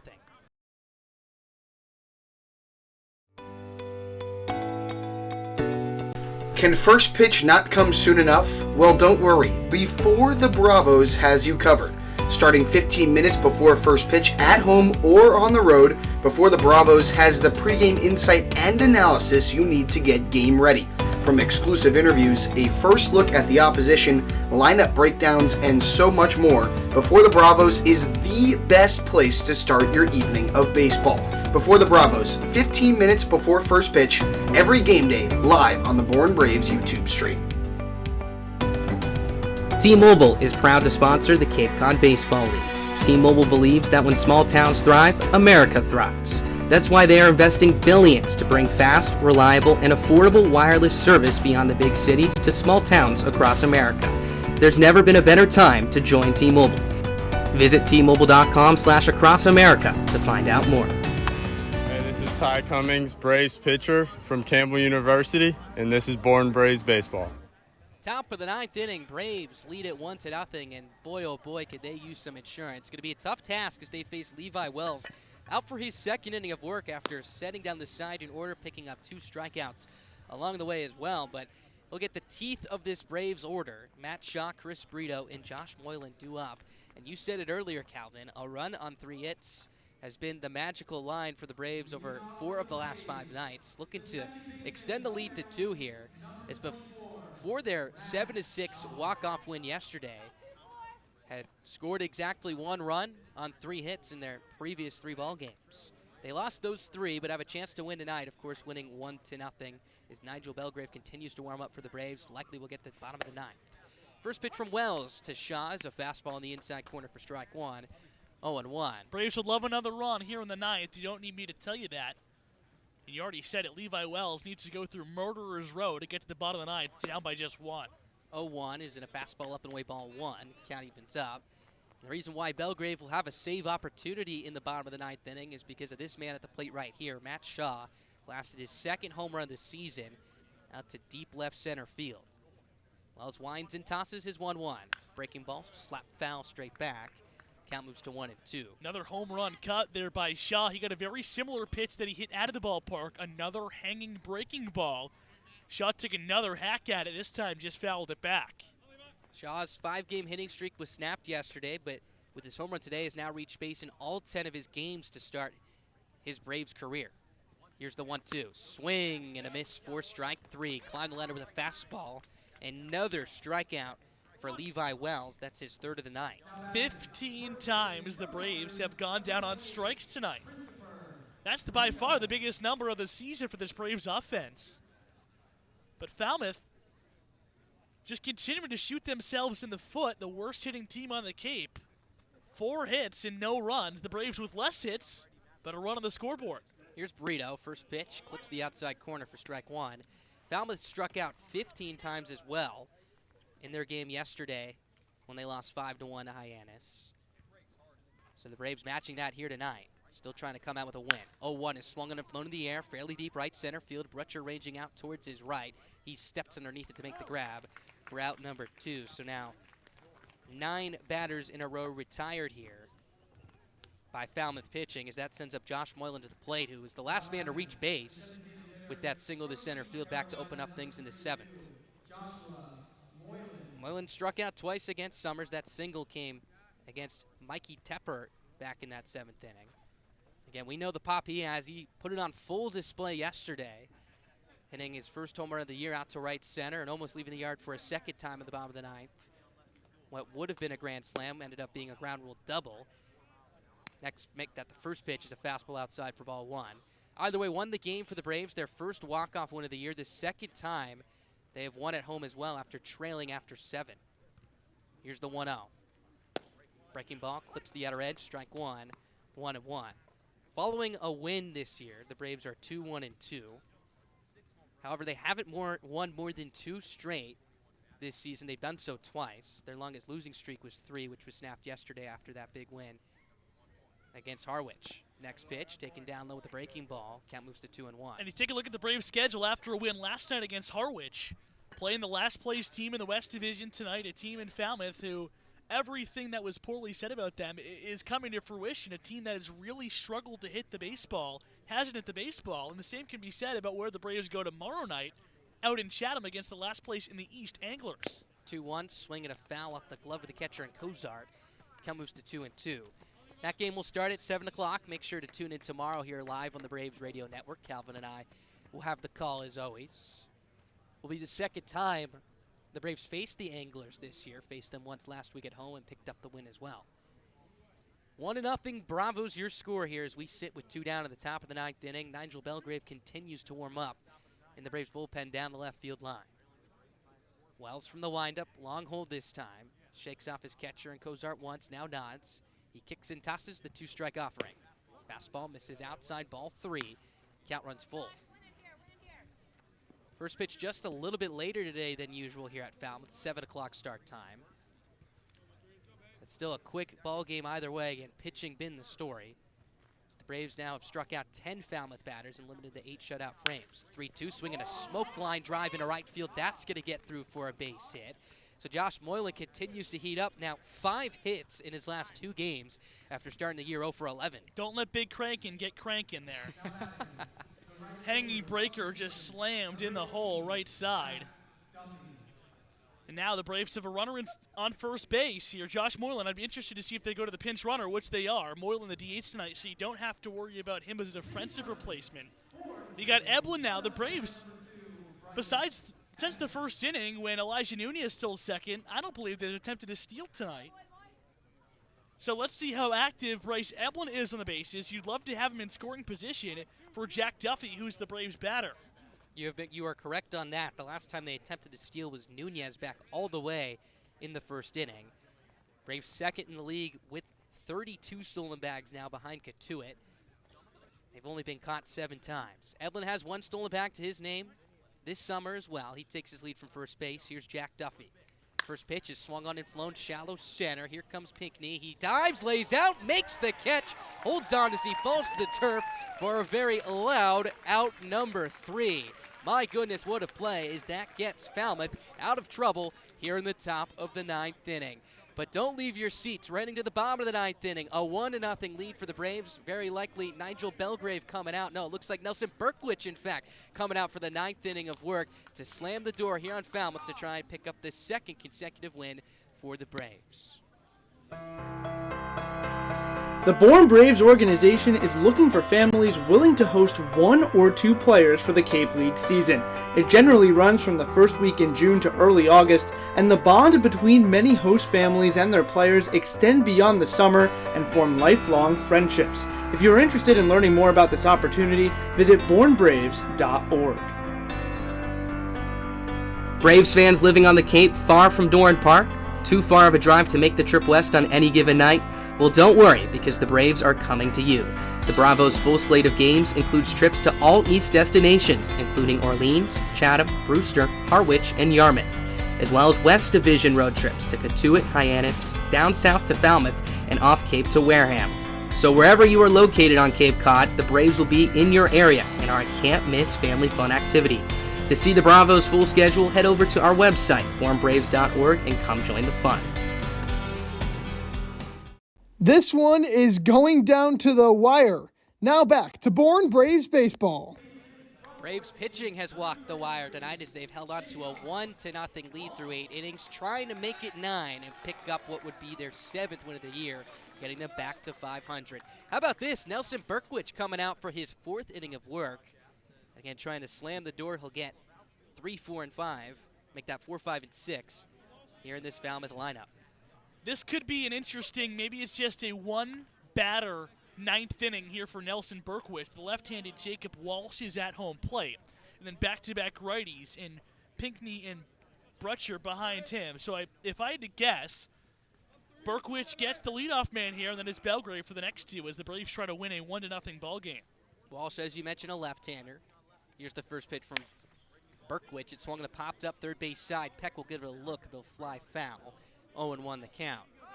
So far, 32 strikes to 19 balls for Berkwich here. Again, his season high for innings pitched is 3, which he has matched tonight. So Been very efficient, though. Just above that 50 pitch mark. Walsh looking for his first base knock, reached back via the walk in the 4th against Edwards, the starter. Berkwich winds and fires his 0-1. Swinging a pop-up straight back out of play. Berkwich quickly climbs ahead at no balls and 2 strikes. Berkwich with 4 strikeouts, make it 5 strikeouts in this outing. But to get the first guy out in the 9th, it's a really big out. 0-2. Breaking ball in the dirt gets the backstop, but no swing from Walsh right there. 1-2 the count. Collectively, Berkwich and Edwards have struck out 10 Falmouth hitters tonight. So that's back-to-back evenings where the Commodores have racked up double-digit strikeout totals from their offense. Commodore trying to set down the Commodores here with the 9th. Here's the 1-2 on the way. Breaking ball smacked out to deep center field. Nunez on his horse, back towards the track, in front of the wall. He's there. He's got it for out number 1. Hold your breath time. That was smashed out to dead center. A hanging breaker, and Jared Walsh, a guy who has, not Jared Walsh, Jacob Walsh. Both Jared, are first basemen, both left-handed could hit hitters. it out of the ballpark, and both are big lefties. 2 home runs on the season, leads the Commodores, gave it a ride out to center, and it looks like that one pitch, lefty on lefty, one batter, I should say, lefty on lefty, is going to end the night for Nelson Berkwich, who did his job and then some. And here comes Nigel Belgrave, who has been arguably the Braves' best reliever out of the bullpen to try to slam the door on this Braves victory. Belgrave has been their go-to late in ball games. He's already picked up 1 save on the year. He'll look to make it another and finish the final 2/3 of this ball game. He'll get Andrew Pinckney and Drew Butcher when we return. Braves lead at 1-0, 2 outs away from the victory. Stay tuned. 43 of the Braves' 44 regular season games this summer will take place on the Cape, but for the first time ever on July 25th, Polar Park, home of the Worcester Red Sox, will host a Cape Cod League game when the Bravos take on the Wareham Gatemen at 6:45. Gates open at 5:45, and admission is $10 to watch the Braves take on a West Division rival on an even greater stage. The Braves are the reigning champs of the Cape Cod League West Division, but the West in 2022 is loaded again and as wild as ever. With 6 games against Hyannis, Wareham, Falmouth, and West Division runner-up Cotuit, It's a packed slate against division foes thirsty for revenge. To check out where and when the division matchups go down, head to our website, bornbraves.org, and check out the Bravos' full schedule. After COVID-19 canceled the 2020 season and shortened 2021, this year will be the first since 2019 with a full 44-game schedule and an 8-team playoff. That means you can catch the Braves squaring off with each team in the West 6 times and each team in the East 4 times. It's a jam-packed slate for the Braves in 2022, and you can check out the squad's complete schedule on our website, bornbraves.org. Want to look like a Bravo? Well, there is one place where you can find the official gear of the Bourne Braves, and that is at the Bourne Braves Pro Shop. Open during every home game and located on the ground level of the press box, you can find Braves hoodies, t-shirts, hats, and more, all in just one place. Wear the same gear as the players and rep the Braves wherever you go. Visit the Braves Pro Shop today and let the rest of the Cape know you're repping the Bravos. Make sure to follow the Braves on Twitter at Bourne Braves for all of your favorite Bravos content. From in-game score updates to player interviews and so much more, the Braves on Twitter is the place to go for the most up-to-date information on the Bravos. Make sure to follow us today at Bourne Braves. This is Nigel Belgrave, pitcher from the University of Maryland. This is Bourne Braves Baseball.